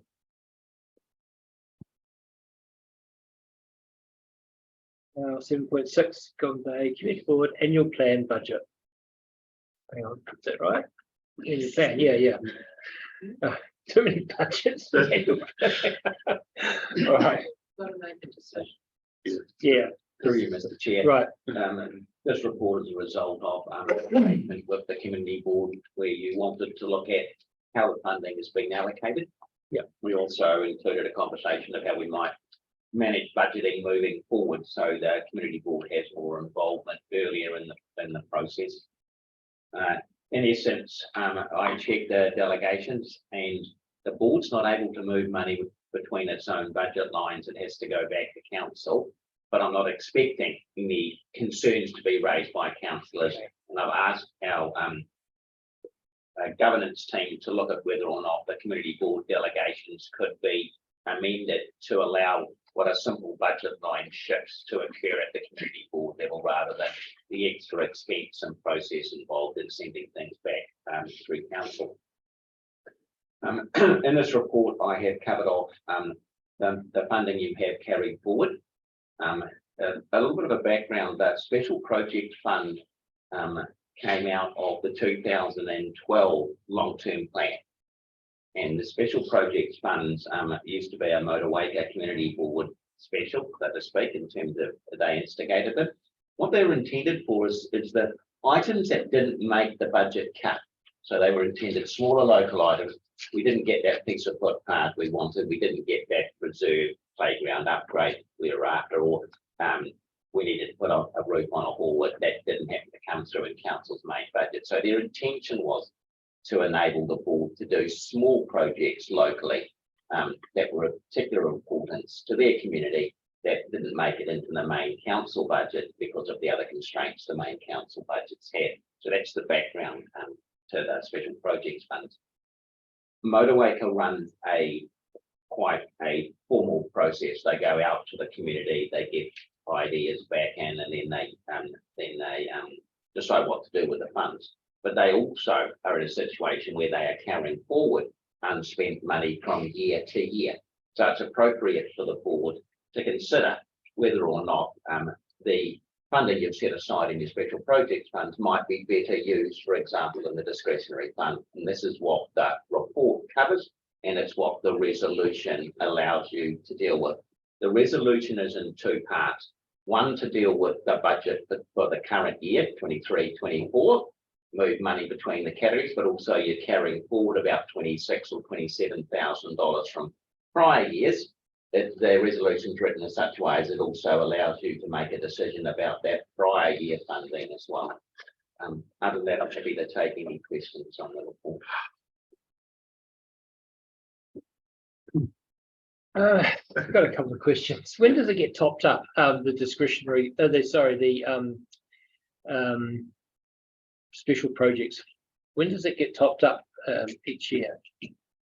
Sorry, Mr. Chair, it gets topped up as part of the annual plan process. So if you look at the report and it's got your budget, you will see an amount down for the special projects. Special projects fund of $10,800 odd. Yep. That's the fund being topped up. So it's topped up each year as part of your budget. Okay, so we've still got, we've got 26,000, so we haven't used it for nearly 2 years. That Over a would year. be correct. It's been Yeah. building over a number of years and there's Yeah. been insufficient, there's been low levels of expenditure of bills. Because I mean, I believe that, you know, with $10,000 as a special project fund, it's not a lot to, you know, sort of add much to a footpath or a roof on a hall. It's kind of a little bit light on that, and so it does need careful consideration of how we actually use it. That's probably one of the most difficult parts, isn't it? Yeah. Whatever happened about the, outside the dangerous, the upgrade of that sort of setup there? This was a previous board, you just got a immediate headache, I see. But what happened to that? There was a whole process around that, wasn't there? But where did that land? It's never actually, it's actually never, I talked to Robert Degg, and he said, if we've got the funds, we can do it, but there's no budget. So it is a project and we've never considered it. So grotty, isn't it? Yeah. I mean, it doesn't. It looks just, you know, pretty tardy these days. It's great when it's done. Yeah, Anyway. what can you do with it? Tidy up. Yeah, yeah. It is a Wakatahi because it's on the state highway too. So I'm not too sure whether, no, I think we do the town. No, that's all right. Yeah, they won't. Want it, No. They, But we don't have to go through them to do what we're doing with it. That's what I'm saying. There is a review of Target Township coming up. And that's why one of the reasons why we waited, because it was 2026 was meant to when we were meant to be having a whole upgrade of Target Town. That wasn't a review. It was actually put Right. down as us doing an upgrade in the whole of the CBD. However, I do recall that it got pushed back out again a bit, and they didn't want to do that one first on its own and then do everything else around it and have it kind of looking not quite Right. fitting with the rest of it. So that was part of the reason why it was pushed back as well. And also, we were going to have a council workshop. Township, I think, recently, and it got cancelled. That's what I had in my diary, yeah. Yeah. And I hope, can we get, if that happens again, can we actually get onto that?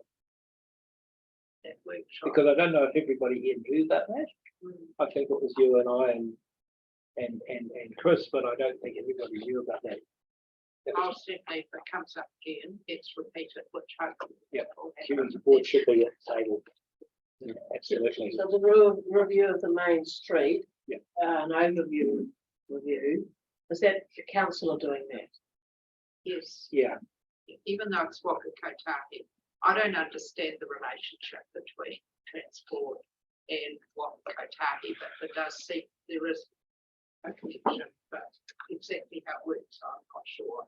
It's a bit of a movable feast, I think, but we do, council does actually do the streetscape until the actual road itself, I think. and can make decisions about some things of what we Kotahi. Yeah, like Yeah. pedestrian crossings, maybe. Yeah. I don't know whether they're raised or not. That's So the we point. have to get, find out the details there, Yeah. but maybe that's quite complicated. Yeah. That still leaves us with a big pot of money to Yeah. maybe that's- put into something that's really valuable to community. What does the community want? And one of the things I know that Motueka do is they say, well, you know, they put it out to the community and ask for ideas, and then some of those ideas get put back out to the community. Okay, these are the ones we've got. Let's vote on them, and or you know, let's have feedback on it, and then they work out who's going to get what. And yeah, most of their ideas are around about the 10K mark. So I think they get about 80,000, 70,000. So that's kind of much bigger. What would they, how much do they have? Special projects? At the moment, it's around about 160 or so because they haven't spent some of it. They're also a bit behind with their spending, but Through the years, they collect a much higher amount for their special projects. That special projects policy, and I need to double check, I think it limits the grants to a maximum of $10,000. Imagine if you collect $80,000, 8 items, $10,000 each. Works your way through that budget. It's for you to decide what the special projects policy looks like. We've tried to keep the policies consistent between the two community boards. And in fact, you're not required, for example, to have a special project budget. You could choose in future years not to have a special project budget. I would suggest if that was the board's decision, you would leave that policy in place. You simply wouldn't have a budget allocation, so you wouldn't need to apply the policy. would that mean we wouldn't get that money coming into? It's sorry, through the chair. What goes in your budget is something you should have control of. Apart from the remuneration authority line, so to speak, which are set down through a simple government process. You can choose in your budget whether or not you have a budget for special projects and how much it is, whether you have a budget for your discretionary fund, for example, and how much that is, and also what amount you might want to put forward, say training and development for the board. Some of those numbers default. Staff will carry forward previous year's budgets, so that we discussed the other day. But ultimately, the process that we're putting in place would see the board review their budgets and then make what's effectively a request to council. Anytime you increase your budgets over the current year, all other things being equal, then the targeted rate goes up. If you double your budget, well, your targeted rate double. But you may choose, for example, to hold your budget over a number of years because you've carried forward sufficient surplus to be able not to need to increase it as the costs go up over time. So the targeted rate, that is set by council. It's set by council, and that the amount is determined by the community board budget. So we asked for $10,000, and we asked for a variety. We did a bit of a variety and said how much could we have? You know, how much would it cost a ratepayer if we wanted 10,000? It was about $3 for it as a targeted rate per rating household. So that's pretty much what we got. That's what. And I imagine that it's a wee bit similar to Motueka, who've got a large population. Well, so I mean, there must be some controls on that. I mean, the community board couldn't just decide to set up an empire, you know, and charge the rate. That's a huge amount of money. Yeah. Could I just suggest all viewers look at page 50 of the report? It's got the budget for 24-25. Probably better if I explain it with some numbers that make sense. Yeah. So at the top of that page, we've got your budget for, for 23-24, and you'll see total revenue of $82,000. Go down to the bottom, you'll see total expenditure of $82,000. The balancing item in that budget is line 1. The Golden Bay Community Board rate was $79,584. So effectively, the rate gets set based on the expenditure in your budget. And that when you divide it out by the number of rateable properties, you end up with that 2639, including GST. Now, obviously, if you treble your budget, the council itself may have a little bit of a challenge with going from $26 to 3 times that. So the constraint still happens as part of the council budgeting process. But by and large, it is money that you are collecting from your community to further the interest of that community, and it's just flowing through the board. So the constraint to pick up on the councillor's point is actually council approving this as part of them approving their whole budget for council as a whole. Yeah, I understand this, because this is my area of knowledge. I think we've got Several, question, okay, we've got these, approximately $61,000 of unallocated balance carried forward. What are we able to do with that? I understand it looks like we can allocate it to special projects. We could allocate it to the discretionary fund or potentially allocate it to cover the expenses in a certain year. So as long as the purpose is legitimate, there's no restriction on councillors, on board members choosing to allocate that budget. Yeah. The challenge is probably the setting for the long-term plan, saying what's an appropriate setting moving forward. And the other thing you might consider, having built up a balance, is probably not running it down within 1 year, because otherwise your community will see a dramatic increase in what the board can do, and in the following year it drops back significantly. And that is because we haven't engaged well with you in the last few years about the community board budget. So in short, you can use the money for anything that is legitimate. You could take that $60,000 and decide to put it into your discretionary fund if you wanted to do that.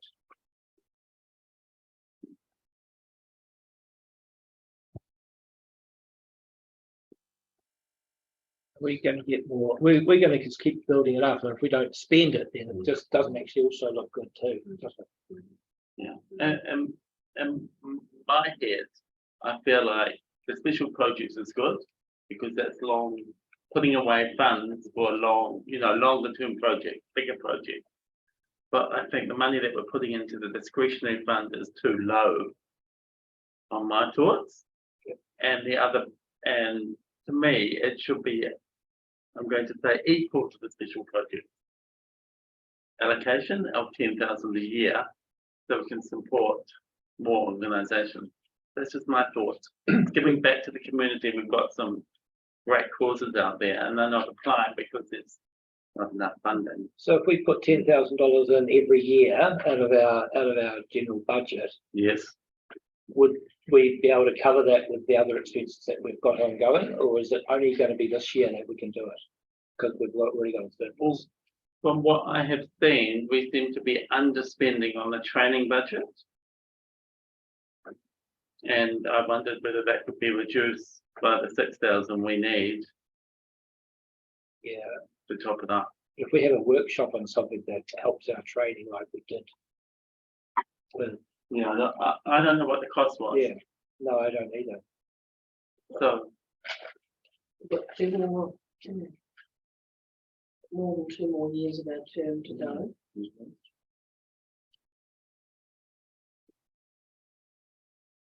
Previous year, typically your training budget would be much higher in the first year of the training. There's bringing new community board members up to speed, understanding council processes. So yeah, typically I would expect that to be higher in the first year of the training, and then fall back during years 2 and 3. We still need some training and travel budget, because the community board conference, I think that Itura or LGNZ runs, you want to be able to assist your members in engaging at that level for that is good for the development of the board and the engagement between boards. You certainly could, if you wanted to move your community board discretionary fund up to $10,000, that's roughly a $6,000 increase. You could do that simply from your carried forward surplus that you're carrying forward, just in terms of the general surplus coming forward, if that was what you wanted to do. So we couldn't do that every year. I mean, have it as an ongoing thing for 10,000 every year. When you could, but what you do is when you have the conversation with us about setting your budget for the following year, you would tag that in that conversation, because you're going to set each of those budget lines that you have control over. You'll set those, and then you would say in that conversation with council, and of the carried forward activity balance for the community board, we're going to put $6,000 towards that discretionary fund. So you would run the balance down over time, just the same as if you were having that conversation in 12 months' time and the training budget was $15,000 a month. So well, actually that's too high. We want to transfer $6,000 that would have been in the training budget. over into the discretionary fund. So you've got options about how you manage the money, the pool of money that's been assigned to the board. And then, I see it as we can monitor it, because each year we're going to be setting a new budget. And you might find that the training budget hasn't been spent yet again, and we're staring at another $22,000 surplus. We're simply I assume we- monitoring it to see how. I assume we don't get the 20 odd grand or whatever it is for that, for the training budget each year. It's one hit, one lot every 3 years, is that right for that one, or? That's right, Mr. Chair, though, the budget's gone, and this is an annual budget. Yeah. So Oh, okay. you've got $15,000 this year. I would suggest that's an oversight, because it does seem somewhat high. Hmm. But having set the rate and collected the money, then council, then the board can determine what it does. What I think this shows is you have an opportunity to hold the community board rate for a number of years, so that the expenditure, inflation adjusted, rises up. And so that you've got this opportunity to have that conversation with your community.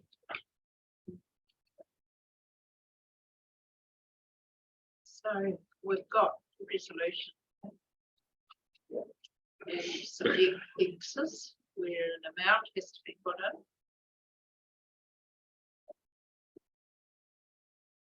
Through Mr. Chair, you've actually raised a third issue that's third option that's not in the resolution. So I talked about transferring money from the special projects fund across, transferring money from last or the carry forward balance across. I haven't put in there a resolution that allows you to transfer money from the existing budget for training, for example. So I would suggest the board might want to turn its mind to the amount it would like to have in its discretionary fund. That's first decision. The second one is how you would, where you would like to transfer that from. Get that.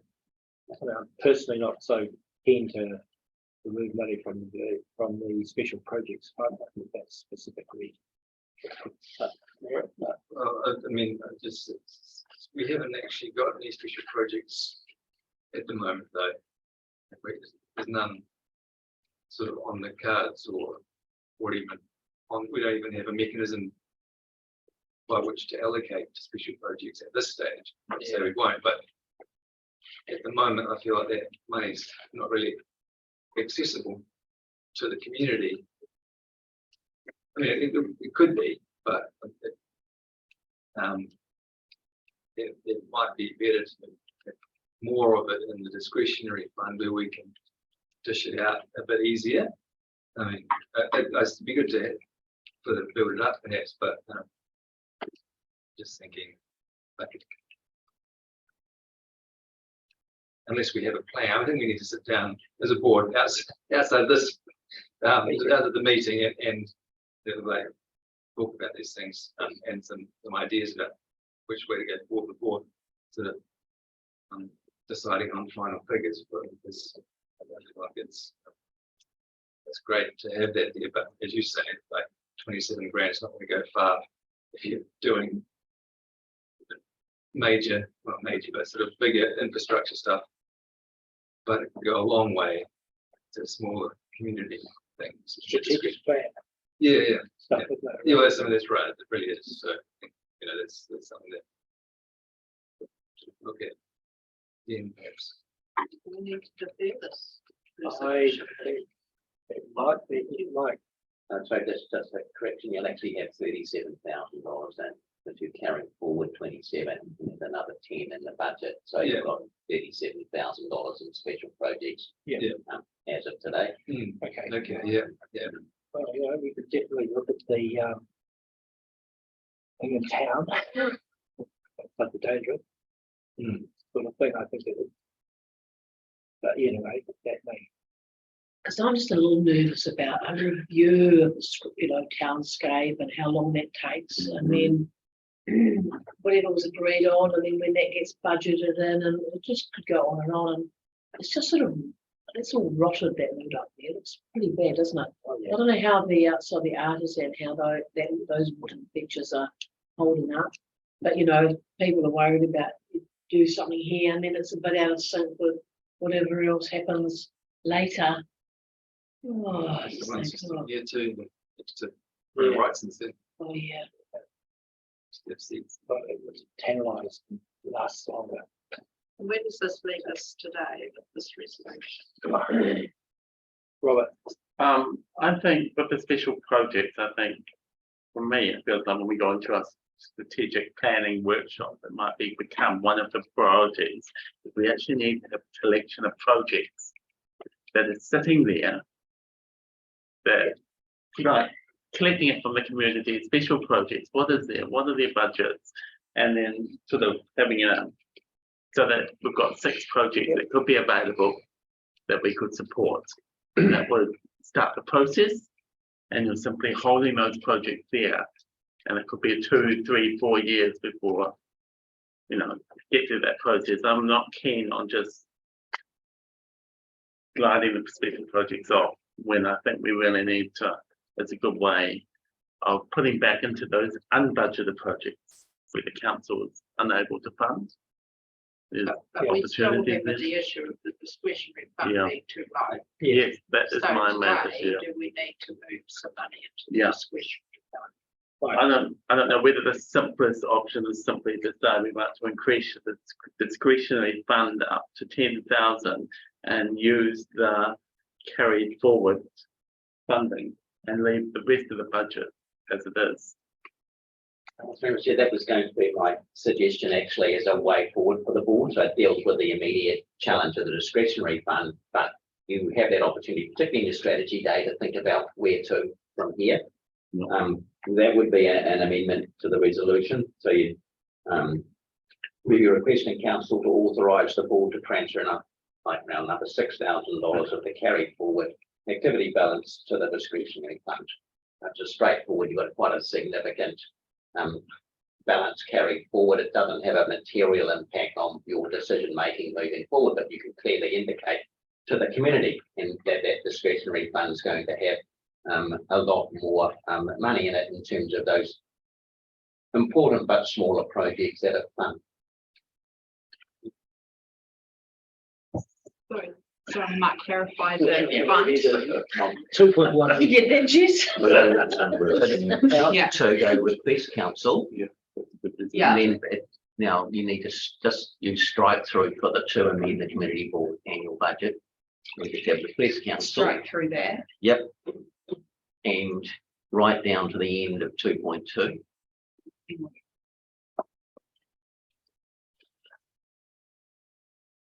Yeah. And as well as And we're- follows, the as follows gets a strike out as well, and all the way through. So all of that too.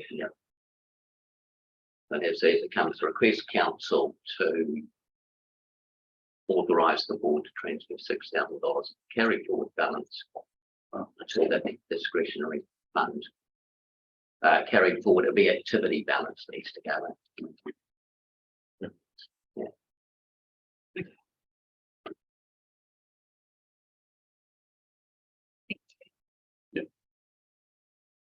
Three still.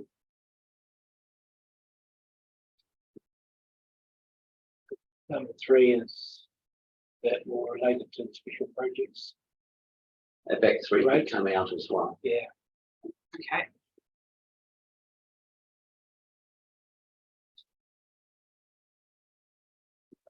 Really good resolution to move it forward. And hopefully for 24-25 budget, we'll have a bit more time.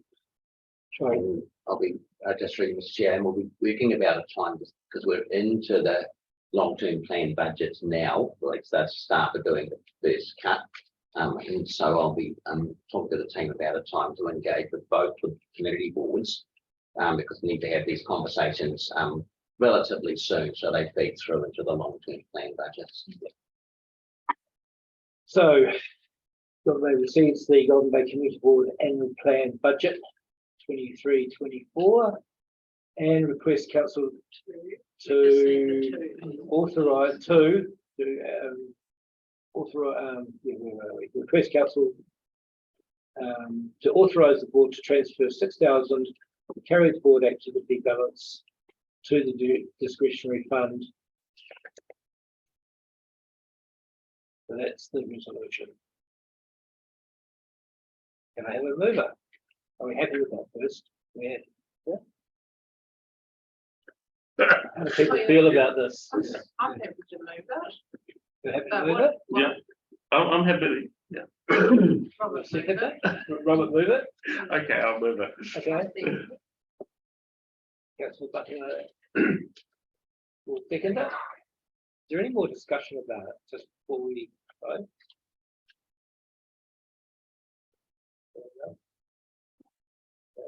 I'd just like to say thank you to Mike for guiding us through this and all the feedback, because I really appreciate it. It's been a bit of a learning curve for the whole board, I think. But we really appreciated being able to go through the process. Yeah, we should be at the workshop. Okay, so then all in favour? Aye. Aye. Against, carried. I think we'll be able to contribute more to that. Yeah. Let's make it, let's- Yeah, objects. and let's make this sort of, known to the community that we do have money. Because we haven't had any applications last month or this month, is that right? Also, No. Yeah. So, well done, everyone. That's quite a bit to get through. Numbers. All right, now we move on to all the board delegations. That's the next. No, what have we got next? yeah. Have we? Mhm. Oh, okay. End of the meeting. We didn't look at our normal community board finances, did we? Yeah. We did, oh, okay. Yes, we did that. Oh, right, okay. All right. Okay, so, yeah, thank you. Let's encourage here. Thank you, Chair. Karakia tātou, kia hiki te kōrero, kia wātia, kia mama te manawa o te tangata, kia u, ki te ara mō tātou e ora ngai, o rongo ki runga, kia tina e tai kia.